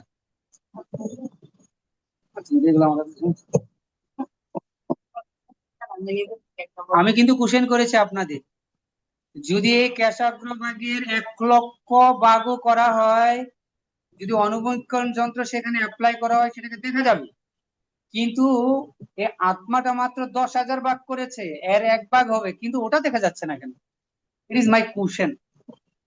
এই কোশ্চেনটাই জানতে হবে আপনাকে। চুম্বককে আকর্ষণ করে, একটু হালকা করে দিলাম। বিকর্ষণ কখন হয়? যখন জাতে জাত না মিলে। যমুনা নদী আর গঙ্গা মিলে না, কিন্তু কারো কার নবদ্বীপে আছে। একটা হলো নীল কালারের রং, আরেকটা হলো গোলা পানি। তো দুটা মিলে না, কিন্তু মাঝখানে বাধা আছে। এখন আমি আপনাদের বলেছি চুম্বকে আকর্ষণ হয়, চুম্বক লোহাকে আকর্ষণ করে। আবার চুম্বকে বিকর্ষণ হয় যখন উল্টা দিকে থাকে। এখন সহজ করে দিয়েছি, বলুন কি কারণে বলেন? এই ভিডিও কেউ বন্ধ করবেন না, মজা নিয়ে আয়েগা বাদ। বলুন কি হলো, কি বলেছিলাম, প্রশ্ন কি ছিল বলেন? প্রশ্ন করেছি একটু ছোট্ট করে প্রশ্ন, যে ভাই এই জড়জগতের যে জিনিসটা, জড়জগতের যা তৈরি যন্ত্র দিয়ে আপনি দেখতে পাবেন, কিন্তু আধ্যাত্মিক জগতের তৈরি জিনিসটা আধ্যাত্মিক চশমা লাগবে তবেই দেখতে পাবেন। সে 10 ভাগের 1 ভাগ হোক আর 1,00,000 ভাগের 1 ভাগ হোক। তাই আপনার এই ইন্দ্রিয় যতক্ষণ পর্যন্ত চিন্ময় রূপে রূপান্তরিত না হচ্ছে ততক্ষণ পর্যন্ত আপনি চিন্ময় জিনিস দেখতে পাবেন না। না কৃষ্ণকে দেখতে পাবেন, চিন্ময় জগতের আপনি কিছু দেখতে পাবেন না, কিচ্ছু না, যত বাউতাবাজি যাই দেখ। তাই যতক্ষণ পর্যন্ত এই ইন্দ্রিয়গুলো চিন্ময় রূপে রূপান্তরিত না হবে ততক্ষণ পর্যন্ত আপনি চিন্ময় জিনিস দেখতে পাবেন না। আর চিন্ময় জিনিসের মধ্যে একটা জিনিস হলো আত্মা। বুঝতে পেরেছেন? আপনি কৃষ্ণকে দেখতে চান, কৃষ্ণ বলছে আগে চেঞ্জ করো ইন্দ্রিয়কে চিন্ময় করো, তবে you can see me, otherwise can not. বুঝতে পেরেছেন? তাই আপনি এমন অনুবীক্ষণ যন্ত্র আনতে হবে যে অনুবীক্ষণ যারা ওটাকে অ্যাট্রাকশন করে। ও জড় জগতের যে বস্তু দ্বারা অনুবীক্ষণ যন্ত্র বানিয়েছে, জড় জগতের যত বড় পরমাণু হোক না কেন, যত সূক্ষ্ম বস্তু হোক না কেন, সে দেখতে পাবে। কারণ ওটা জড় বস্তু দ্বারা জড় বস্তুকে দেখবে। কিন্তু ভাই ওই অনুবীক্ষণ দ্বারা আত্মাকে দেখবে না, কারণ ও আত্মাটা জড় কোনো বস্তু দ্বারা তৈরি না। বুঝতে পেরেছেন? ক্লিয়ার? ওকে, সেই জন্য ভগবান বলেছেন এই পরমাত্মার জীবের বন্ধু দুইজন একসাথে আমাদের শরীরে আছে, কিন্তু আমাদেরকে দেখতে পায় না। তাই ভগবান কৃষ্ণ বলেছেন ভগবত গীতায় 18:61, ঈশ্বর সর্বভূতানাং হৃদ্দেশে তিষ্ঠতি অর্জুন। হে অর্জুন, আমি কিন্তু প্রত্যেক জীবের হৃদয়ে আছি, প্রত্যেক জীবের হৃদয়ে আছি, আমি হৃদ্দেশে অবস্থান করছি। এখন কৃষ্ণকে কেউ দেখতে পাচ্ছেন? তাহলে মন্দিরে গিয়ে কৃষ্ণকে খোঁজার দরকার কি? কেন খুঁজছেন? কৃষ্ণ বলছে আমি তো তোমার হৃদয়ে আছি। কৃষ্ণ 18:61 শ্লোক বলছে সর্বজীবের হৃদয়ে, শুধু তোমার হৃদয়ে না, শুধু তোমার হৃদয়ে না, গরু, মহিষ, হাঁস, পালা, গাছ, পশু, পাখি, কীট পতঙ্গ, যত জীব জানোয়ার আছে সবার ভিতরে ভগবান আছে। বুঝতে পেরেছেন কি? সবাই কি বলে বুঝতে পেরেছি? একজন এদিকে কান্না করছে না, আয় হায় কি হলো? তো ভগবান সমস্ত জীবের হৃদয়ে তিনি আত্মা রূপে রয়েছেন, কিন্তু আমরা কিন্তু অনুবীক্ষণ যন্ত্র লাগিয়ে দিলে তাকে দেখতে পাবো না। হ্যাঁ, তাই এই জীব সত্তা আর ভগবানের মধ্যে পার্থক্য কি? জীব সত্তা অনুসদৃশ ক্ষুদ্র, কিন্তু কৃষ্ণ হচ্ছেন অসীম। জীব সত্তা তার নিজ দেহটি সম্পর্কে জানেন। এই কথা কিন্তু ভগবত গীতায় 13 অধ্যায়ে ক্ষেত্রজ্ঞ নিয়ে কথা বলেছে। আমি আপনাদের ইন্ট্রোডাকশন করেছি এই কারণে, আপনারা ভগবত গীতা যদি ভালো করে না পড়েন জানবেন কিভাবে? 13 অধ্যায়ে ভগবান ক্ষেত্রজ্ঞ বলেছে। অনেকে ভাবে ক্ষেত্র মানে ক্ষেত বানাই দেবো, যা হয়েছে পরে, কিন্তু ক্ষেতকে উদাহরণ দেওয়া হয়েছে। ক্ষেত্র মানে কি এটা বুঝতে হবে, আর ক্ষেত্রজ্ঞ মানে কি দিয়ে বুঝতে হবে। ক্ষেত্র মানে হচ্ছে আপনার শরীর, আর ক্ষেত্রজ্ঞ মানে হচ্ছে আপনার আত্মাটা। আপনার শরীরে কি হচ্ছে একমাত্র আপনি বুঝতে পারবেন মাতাজি, আমি বুঝতে পারবো না। কিন্তু আপনার শরীরে যেহেতু পরমাত্মা রয়েছে উনি কিন্তু বুঝতে পারেন। তাই রাত লাইট অফ করে দিলে কেউ নাই, কৃষ্ণ নাই, বাহ বাহ, এখন খারাপ কাজ করা যাবে, নো এ নেই, চলেগা। আপনার শরীরে ব্যথা হলে আপনি বুঝতে পারেন তো, ওই আপনার শরীরের ব্যথা কৃষ্ণ বুঝতে পারে। কৃষ্ণ বুঝে না আমাদের ব্যথা। মুরব্বীরা বলে বুক থাপড়ে থাপড়ে আমার এত কষ্ট, বুঝে বুঝে, সবই বুঝে। তাই আপনার শরীরে কি হচ্ছে, যেমন আমার শরীরে এখন চুলকাচ্ছে, আপনারা কি বুঝতে পারছেন যে আমার শরীরে চুলকাচ্ছে কিনা? বুঝতে পারছেন না, কারণ আপনি হলেন স্বতন্ত্র আত্মা, আপনি হলেন ক্ষুদ্র। এই ক্ষুদ্রতার একটাই পরিচয়, শুধু আপনার শরীর সম্পর্কে আপনি বলতে পারবেন, অন্য কারো শরীর সম্পর্কে আপনি বলতে পারবেন না। কিন্তু কৃষ্ণ হচ্ছে বৃহৎ, কৃষ্ণ প্রত্যেকটি জীবের হৃদয়ে আছেন, আর প্রত্যেকটি জীব সম্পর্কে কৃষ্ণ জানেন। কোন জীবের কি বাসনা, কোন জীবের কি মানসিক, সব কৃষ্ণ জানেন। Be careful. তাই বলেছে জীব সত্তা তার নিজ দেহটি সম্পর্কে জানেন, কিন্তু পরমেশ্বর ভগবান সমস্ত দেহ সম্পর্কে জানেন।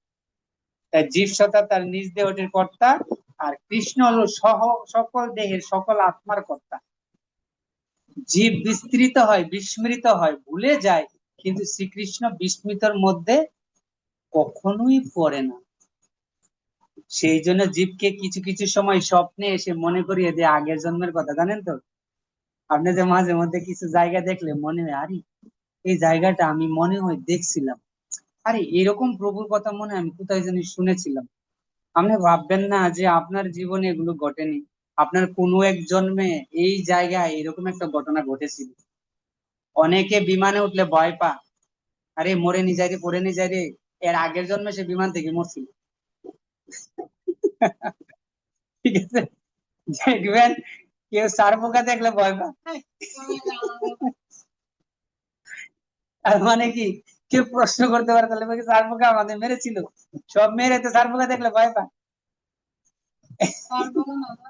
তো ভগবত গীতার বৈশিষ্ট্যটা, শ্রীমদ ভগবত গীতা অপ্রাকৃত একটি গ্রন্থ, যা অন্য শাস্ত্রের সারাতিসার হিসেবে স্বীকৃত। শ্রীমদ ভগবত গীতার নির্দেশ যথাস্বরূপ অনুসরণ করলে আমরা জীবনের সমস্ত দুঃখ দুর্দশা ও উৎকণ্ঠা থেকে মুক্ত হতে পারি। গীতা মাহাতে তাই বলা হয়েছে একম শাস্ত্রম দেবকী পুত্র গীতম এক দেব দেবকী পুত্র গীতা এব এক মন্ত্রস্য নামানি জানি কর্ম উপেক্ষম তস্য দেবস্য সেবা। মানে হচ্ছে একটাই মাত্র শাস্ত্র, যে শাস্ত্র দেবকীর পুত্র নিজে গেয়েছেন। আর দেবকীর পুত্রকে, দেবকীর পুত্র হলেন কৃষ্ণ। ঠিক আছে, আর এক দেব, একজনই মাত্র দেব, যিনি হলেন দেবকীর পুত্র। একজনই উপাস্য দেবতা, যাকে বলা হয়েছে দেব, সর্বশ্রেষ্ঠ, আর তিনি হলেন দেবকীর পুত্র। এক মন্ত্রস্য, একটাই মাত্র এই মন্ত্র, যা হচ্ছে ও ব্যক্তির নামে চলে। তাই ওই দেবকী পুত্রের নাম কি? দেবকী পুত্রের নাম হচ্ছে কৃষ্ণ। তাই নামানি জানি, তাই নামে অনুসারে জানি মানে কি পূজা করতে হবে। নাম নাম দ্বারা পূজা করতে হবে কলিযুগে। তার কর্ম উপেক্ষম মানে সমস্ত কর্মের মধ্যে সর্বশ্রেষ্ঠ, তস্য অর্থাৎ তার, দেবস্য অর্থাৎ দেবের, অশ্ব অর্থাৎ এই, সেবা অর্থাৎ সেবা করা, অর্থাৎ সমস্ত কর্মের মধ্যে সর্বশ্রেষ্ঠ কর্ম হচ্ছে ভগবান শ্রীকৃষ্ণের অর্থাৎ দেবের সেবা করা। এটাই হচ্ছে সর্বশ্রেষ্ঠ। তাই বর্তমান জগতে আমাদের আকুল ভাবে আকাঙ্ক্ষা করছে একটা শাস্ত্রের, একক ভগবানের, একটি ধর্মের, একটি বৃত্তি। তাই একক শাস্ত্র ভগবদ গীতা একক, ভগবান পরমেশ্বর ভগবান শ্রীকৃষ্ণ এক এক প্রার্থনা, হরে কৃষ্ণ কৃষ্ণ কৃষ্ণ হরে হরে, হরে রাম রাম রাম হরে হরে। এই ভগবদ গীতা অধ্যয়নের ফল হচ্ছে মলিনে মৌচনম পুংস জলম স্নানম দিনে দিনে সকৃত গীতামৃত স্নানম সংসার মলনাশনম।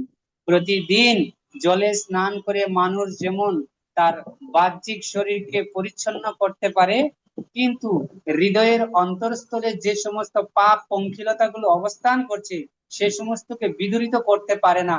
কিন্তু ভগবত গীতার গঙ্গার জলে কেউ যদি স্নান করে, বারবার স্নান করে, তাহলে তার জড়জীবনের মলিনতা একেবারে বিনষ্ট হয়ে তার হৃদয় শুদ্ধতে পরিণত হতে শুরু করে।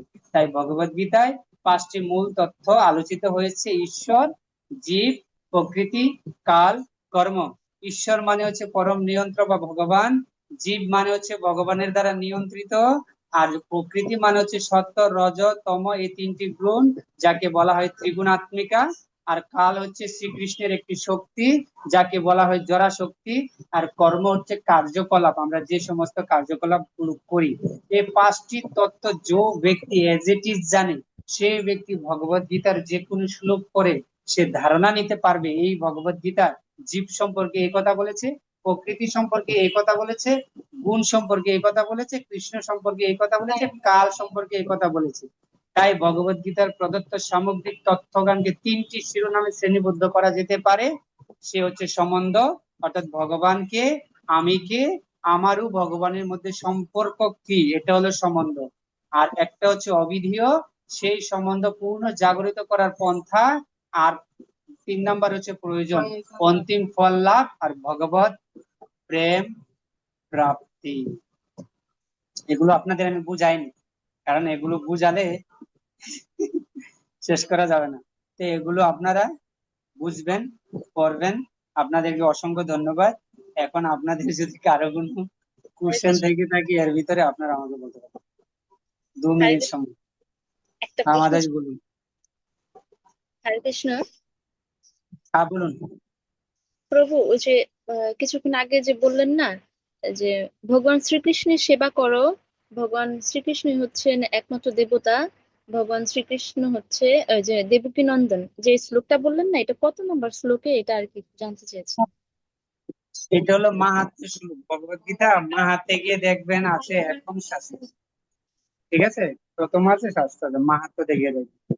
এটা একবার আমি লাল গোবিন্দ প্রভুর লেকচার থেকে শুনেছিলাম যে এই শ্লোকটা অ্যাকচুয়ালি সাধারণ কেউ বলেনি, এই শ্লোকটা স্বয়ং ভগবান জগন্নাথ লিখেছেন। হ্যাঁ, যখন বলদেব বিদ্যাভূষণ তিনি পুরীতে গিয়েছিলেন, এটার অনেক ঘটনা আছে পুরো। পুরীতে গিয়েছিলেন তখন ওইখানে এত পণ্ডিত ছিল যে অ্যাকচুয়ালি তারা মানতে পারছিল না যে আসলে কলিযুগের প্রকৃত ভগবানকে, কেউ কৃষ্ণ ডাকছে, কেউ বিষ্ণু ডাকছে, কেউ জগন্নাথ ডাকছে, কেউ গৌরীদেব বলছে, কেউ এ বলছে, কেউ ও বলছে, কেউ এটা বলছে, কেউ দুর্গা মানছে, কেউ শিবকে মানছে।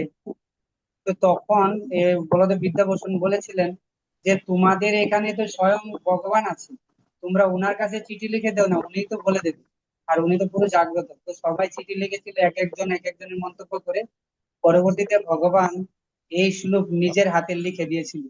পরের দিন সকালে এসে কেউ আর রাত্রে বাড়িতে ইয়াতে যায়নি, গেটের মধ্যে ঘুমিয়ে পড়েছে, কেউ যদি আবার উল্টাপাল্টা করে ঢুকে পড়ে।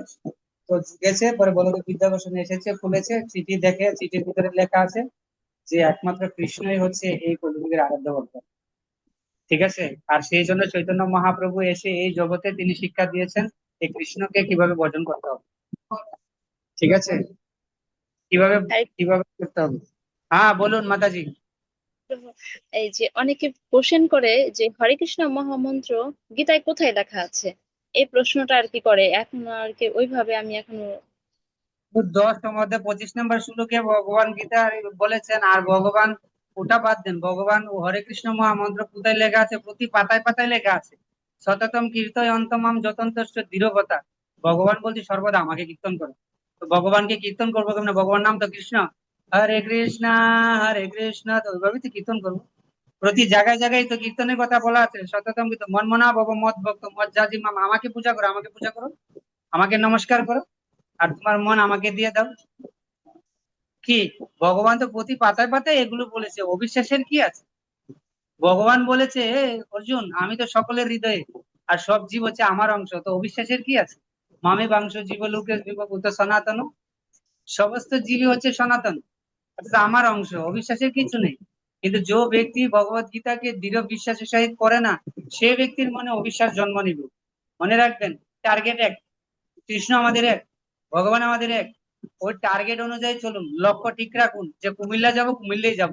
এখন বাসের সামনে গিয়ে যদি বলেন, ড্রাইভার জিজ্ঞাসা করছে কোথায় যাবেন, জানি না। আরে জানি না মানে কোথায় যাবেন বলুন? আরে জানি না। আরে তো আপনি কোথায় থেকে উঠেছেন?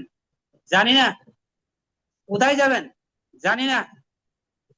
আরে এর কি বলবে আপনাকে? ভালো মানুষ বলবে? বলবে পাবনার লোক আপনি। এ তো পাগল। পাগল নেই তো, আমরাও মনুষ্য হিসেবে পাগল। যে এই জগতে আমাদের করণীয় কি আমরা জানি না, আমরা কোথায় থেকে এসেছি আমরা জানি না, কোথায় আমরা যাব সেটা আমরা জানি না, আর এখন আমরা কি করতেছি এটাও আমরা জানি না, এটার রেজাল্ট কি এটাও আমরা জানি না। তার মানে কি আমরা হচ্ছে বড় পাগল। কিন্তু কেউ যদি এসে বলে হে মায়ের মাথা আপনি বড় পাগল, আপনি ভগবত গীতা পড়েন না কেন, ভগবান নাম করেন না কেন, আপনি পিঠা দাদি ভাই রে, কত বড় পাগল হয়ে বসছে রে। হ্যাঁ, আপনাকে পাগল বানিয়ে দিবে। ঠিক আছে, তো কমলাঙ্গ চৈতন্য প্রভু, আমি তো অনেক আরেকটা বলে বলবো। ফেলেছি প্রভু, আপনি আরো একটা কৃপা করুন।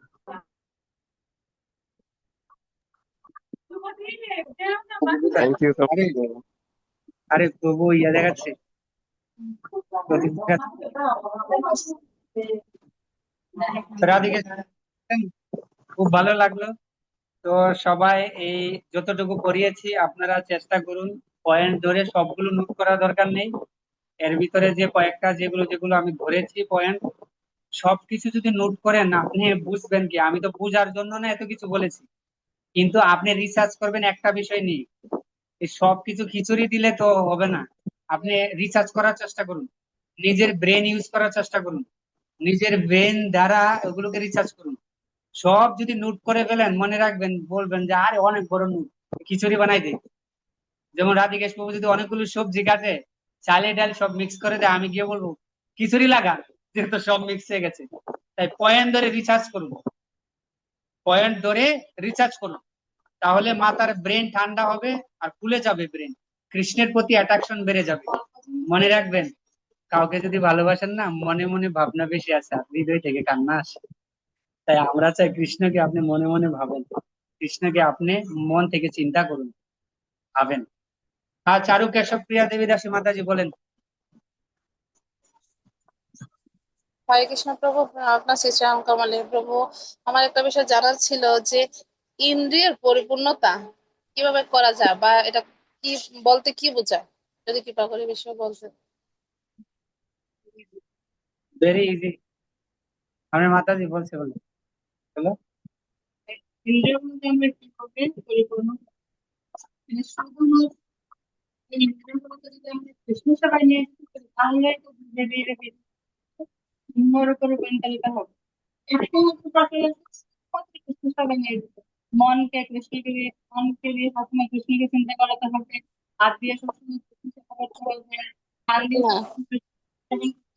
তাহলেই শুধুমাত্র মানে আপনার যে চিন্ময়, তা আনন্দ থেকে শুধুমাত্র চিন্ময় কথা শ্রবণ করলে আপনার আপনার তখন আনন্দ হবে, আপনি চিন্ময় কাজে লিপ্ত থাকলে, চিন্ময় কথা বললে মানে কৃষ্ণ সম্বন্ধে আপনি যা কিছু পারবেন ধীরে ধীরে আত্মাগুলো পরিশুদ্ধ হয়ে চিন্ময়তা লাভ করবে। শ্রী শ্রীমদ রাধানাথ স্বামী গুরু মহারাজ বলেছেন। আর গুরু মহারাজ বলেছেন যে তোমার ইন্দ্রিয়গুলো তো ঠিক আছে, সুন্দর শুনছো, অনেক কথা শুনছি, কিন্তু সবচেয়ে যেটা আমাদেরকে এফেক্ট ক্যারি করে, কেউ আপনার কাছে বলতে আসলো চারু কেশব প্রিয় মাতাজি, চারু কেশবের মাতাজি আপনি জানেন রাধিকেশ প্রভুর কি অবস্থা? হ্যাঁ, রাধিকেশ প্রভু কি কাজ করেছে আপনি জানেন? তো বলেছে গুরুমার বলছে, আচ্ছা ঠিক আছে, রাধিকেশ প্রভু কি কাজ করেছে আমি তো জানি না। আচ্ছা, এই রাধিকেশ প্রভুর যে কথাটা আপনি বলতে এসেছেন, এটা কি আমার জীবনের জন্য ভালো? আমার কোন উপকারে আসবে এটা? ঠিক আছে, ধরেন আমার না আসলো, আপনার উপকারে আসবে? আপনার জীবনের জন্য ডেভেলপ হবে? ঠিক আছে, আপনার হলো না, আমার হলো না, যার কথা আপনি বলছেন তার কি উপকার আসবে? তার কি ভক্তি ডেভেলপ হবে? তাহলে বলুন, আর না হলে বলার দরকার নেই। বুঝতে পেরেছেন কি? বুঝতে পেরেছেন? কারণ আমাদের ইন্দ্রিয়গুলো যদি কন্ট্রোল করতে চাই, আমরা তো উপদেশ সমৃদ্ধ বিভিন্ন শাস্ত্র গ্রন্থ পড়েছি, আমাদের ইন্দ্রিয়গুলো কিন্তু কন্ট্রোল করা এত ইজি না, মাথায় নট ইজি। রাস্তা দিয়ে যাওয়ার সময় আপনি দেখতে পাবেন অনেকে মাছ মাংস খাচ্ছে, কিন্তু আপনি চোখকে বন্ধ করে রাখতে পারবেন? রাখতে পারবেন?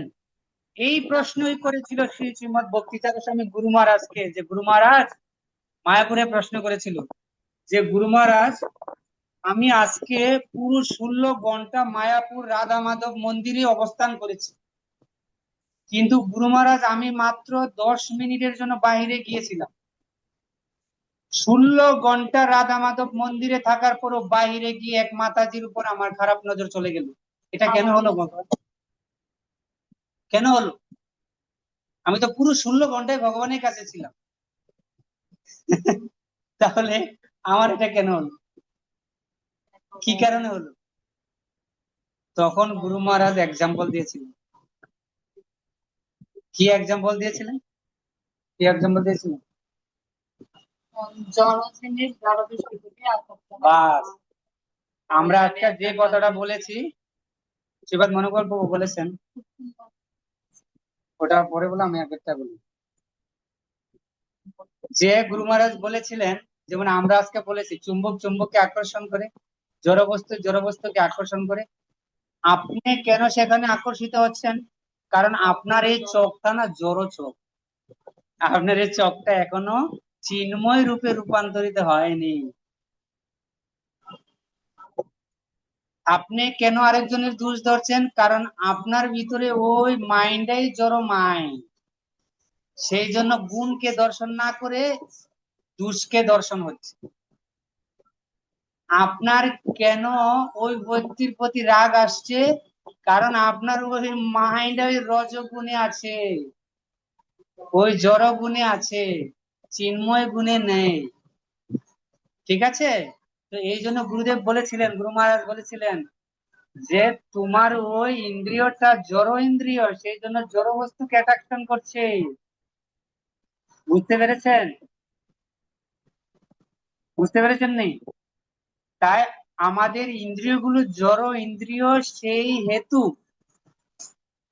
আমাদের ইন্দ্রিয়ে প্রবলেম আছে, সেই জন্য আমাদের ইন্দ্রিয়গুলো পূর্ণতা হ্রাস পাচ্ছে। কিন্তু পূর্ণতাটা তখনই আসবে, চৈতন্য মহাপ্রভুর 8টি শ্লোক ইনস্ট্রাকশন নিজের জীবনে প্রয়োগ করুন। পুরো হরিনামের উপরে কিন্তু ওই 8টা শ্লোক মনে রাখবেন। যে ব্যক্তি 8টা শ্লোক ভালো করে কমপ্লিট করবেন, তার হরিনামের পুরো সংশয় কেটে যাবে, আর হরিনাম ডেভেলপ করতে শুরু করবে। হরিনামের এত লেকচার শুনেন না, 10,000 লেকচার হচ্ছে এই 8টা শ্লোকের ভিতরে। আপনাদের কাছে যদি এই গ্রন্থটা থাকে পড়বেন। এই গ্রন্থটা হলো বুরিজন প্রভু লিখেছেন। এটা আপনি পাবেন কিনা জানেন, এটা আমি এখানেও পাইনি, আমি এটা বৃন্দাবন থেকে কিনে এনেছিলাম। ইংলিশে আছে এই গ্রন্থটা, বাংলায় নেই। এটা বাংলায় নেই, ইংলিশে আছে। মানে এই গ্রন্থের মধ্যে এমন অ্যাট্রাকশন, পুরো গ্রন্থটা 8টা শ্লোক দ্বারা পরিচালিত, এত বড় একটা গ্রন্থ। আর এমন কিছু আছে যা আমরা কোনোদিন ভাবিও নি। মহাপ্রভু এমন কিছু থিঙ্কিং করেছে যে থিঙ্কিং এর ফলে আটটা শ্লোক প্রকাশিত হয়েছে, কিন্তু সমস্ত বেদের সার তত্ত্ব, সমস্ত শাস্ত্রের সার তত্ত্ব এই আটটা শ্লোকের ভিতরে বিদ্যমান। সবাই ভালো থাকবেন, সুস্থ থাকবেন। আর রাধিকেশ প্রভু শর্ট করে তাড়াতাড়ি, টাইম ওভার হয়ে গেছে। হরে কৃষ্ণ প্রভু, ধন্যবাদ, প্রণাম কেউ আপনার যদি চিত্র। যেতে চান চলে যেতে পারেন। হ্যাঁ বলুন। প্রভু, আমি একটা বিষয় জানতে চাচ্ছি, সেটা হচ্ছে আপনি বলেছেন যে বুদ্ধি দিয়ে আত্মাকে কন্ট্রোল করতে হয় বা পরিচালনা করতে হয়, শুনতে পেয়েছেন প্রভু? না না, বুদ্ধি দিয়ে আত্মাকে কন্ট্রোল করা যায় না। বুদ্ধি দিয়ে মনকে, সরি, মনের কথা বলছি, যে আমাদের যে মন মন মন কিছু করতে গেলে বুদ্ধির কাছ থেকে পারমিশন নিতে হয়, এইটা। তারপরে প্রশ্ন বলুন। আমরা যখন অসুস্থ হই, মানে শরীর যখন খুবই অসুস্থ হয়ে যায়, তখনও কি বুদ্ধি দিয়ে মনকে কন্ট্রোল করা যাবে? সেটা কি সম্ভব প্রভু? কোনো কোনো উপায়? আপনি কিন্তু মাইন্ড কন্ট্রোল ওরকম বিষয় না। মাইন্ড কন্ট্রোল বিষয়টা আমরা বলেছি, মাইন্ড কন্ট্রোল আপনি বুদ্ধি দিয়ে করতে পারবেন। হাউ টু কন্ট্রোল মাইন্ড, বুদ্ধি। আমরা উদাহরণ দিয়েছি, ভগবানের উদাহরণ দিতে গিয়ে আমরা বলেছিলাম যে একটা কুকুর পালে কমলাঙ্গ প্রভু, আমি গিয়েছি। ওই ভগবানের শক্তি লাগবে মাইন্ড কন্ট্রোল করতে গেলে। কিন্তু মন যখন কোনো কাজ করে তখন বুদ্ধির থেকে সাহায্য লাভ করে, বুঝতে পেরেছেন? বুদ্ধি ইনফরমেশন আসার পরে মন কাজটা করতে শুরু করে দেয়। আমার কথা বুঝতে পেরেছেন? আমরা আরো ডিপলি যাইনি, কারণ আমরা এমনিতেই তো আমাদের সিলেবাস শেষ হচ্ছে না। কিন্তু পুরো ডিটেলসটা হচ্ছে মন বুদ্ধির কাছে ইনফরমেশন করে, বুঝতে পেরেছেন? বুদ্ধি এত স্পিডে কাজটা করে যে ওখান থেকে ভগবান একবার যদিও ভগবান না করে, দ্বিতীয়বার মন এতটাই প্রেসার করে যে সে করতে বাধ্য হয়। কিরকম? আপনি যখন একটা খারাপ কাজ করবেন, তখন আপনার মনে একবারের মতো থিঙ্কিং আছে আমি কাজটা করবো না, যাওয়ার হয়েছে, ঠিক আছে, যাওয়ার হবে, বুঝতে পেরেছেন? যাওয়ার হবে একবার, কিন্তু ভাবনা এসেছে যে এটা খারাপ কাজ, এটা করা উচিত না। কিন্তু ওটা কোথায় থেকে এসেছে? পরমাত্মার থেকে পারমিশনটা এসেছে, কিন্তু পরমাত্মা কিন্তু না করছে, না করা সত্ত্বেও কিন্তু আমরা কাজটা করছি। আপনি কি ভাবেন? আমি আপনার একটা নরম কথাই বলি, শরমের কথা, কি নরম কথা কিন্তু শরমের। অনেকে খারাপ কাজ করে, খারাপ কাজ করে না, করে তার ভিতরে কিন্তু ভাবনা আছে এটা তো ভালো না, তারপরেও তারপরেও কিন্তু তার মন এত প্রেসার ক্রিয়েট করে রে ভাই, বাধ্য হয় সে কাজটা করতে। তো প্রেসারটা ক্রিয়েট করে কি? মন ক্রিয়েট করছে কিন্তু, বুঝতে পেরেছেন? মন এত ক্রিয়েট করছে, প্রেসার ক্রিয়েট করছে, পড়তে বাধ্য হয়। ফাঁসি যে দেয় ব্যক্তি, ওই ব্যক্তি বুদ্ধি বলে যে তুই ফাঁসি দিয়ে দে। মন এত ক্রিয়েট করে, এত মানে পুরো, ওই যে ভগবত গীতার আমি আজকে বলেছি আপনাদের, যে মন বিভ্রান্ত হয়ে যায়, আর বিভ্রান্ত হয়ে যাওয়ার ফলে সে মোহিত হয়ে পড়ে, আর মোহিত হওয়ার পরে তার বুদ্ধিটা নষ্ট হয়। তখন যখনই সে মোহিত হয়ে যায় তখন তার বুদ্ধি নাশ হয়ে যায়, আর বুদ্ধিটা যখন নাশ হয়ে যায় তখনই তার সর্বনাশ হয়, বুঝতে পেরেছেন? এখন কুশেন হতে পারে, বুদ্ধি নাশ হলো কিভাবে? কুশেনের শেষ নেই, আরেকদিন করুন। 8টা 11। হ্যাঁ, বুদ্ধি মনকে চালাতে পারে, হ্যাঁ, কিন্তু এই বুদ্ধিটাকে কিভাবে পুষ্টি সাধন করবেন? এই বুদ্ধিকে পুষ্টি সাধন করতে হলে আপনার নলেজ লাগবে। আর নলেজটা মানে কি? ভগবানের জ্ঞান। ভগবানের জ্ঞান থাকলে তবে আপনার বুদ্ধি কাজ করবে, আর বুদ্ধি ওই মনকে অ্যাপ্লাই করবে, ইচ্ছা মতো কিলান কিলাইবো। এবার ফাজিল, তুই জানাস তুই যে ফাঁসি লাগালে কি হবে? হ্যাঁ, নরক অপেক্ষা করছে। তাই বুদ্ধিকে কন্ট্রোল করতে হলে নলেজ লাগবে, আর নলেজ আসবে কোথায় থেকে? সরি, মনকে কন্ট্রোল করতে হলে ওই নলেজ লাগবে। তাই বুদ্ধির দ্বারা সেই নলেজটা আসে, বুঝতে পেরেছেন? আর সেই নলেজ যদি আপনার ভিতরে থাকে, অর্থাৎ ভগবত গীতার নলেজ থাকে, তাহলে মনকে এমনি কিলিয়ে বর্তা বানিয়ে দিতে পারবেন। পারবেন না? পারবেন তো? এগুলো চ্যাপ্টার বাই চ্যাপ্টার কথা বললে আমি তো বলতে সারাদিনই পারবো, কিন্তু যারা শুনছে তারা বিরক্তি বোধ করছে, ক্ষমা করবেন, অনেক বেশি সময় হয়ে গেছে। ঠিক আছে, সবাই ভালো থাকবেন।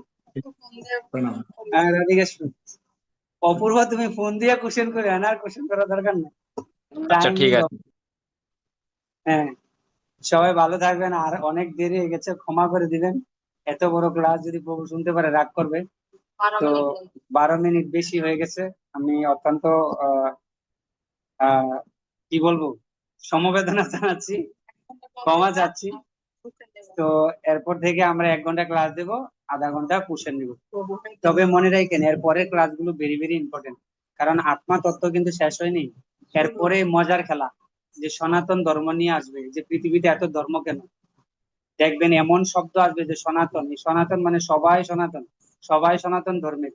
তাহলে এত ধর্ম কিভাবে ক্রিয়েট হলো, এই সমস্ত তথ্য কিন্তু এর ভিতরে পাবেন। যদি আপনারা ক্লাসগুলো মিসিং করেন, আপনারা মিস করবেন, আমি তো মিস করবো না, আমরা তো আসবো। তা আপনারা থাকুন, এর পরের ক্লাসগুলো যারা করেছেন, যেমন অপূর্বরা করেছে, জানে ওরা ভেরি ইন্টারেস্ট ক্লাস। পরের গুলো পুরো অ্যাট্রাকশন ক্লাস, কথা কম কিন্তু কাজ বেশি হয়। ঠিক আছে। বাঞ্ছা কল্পতরু কৃপা সিন্ধু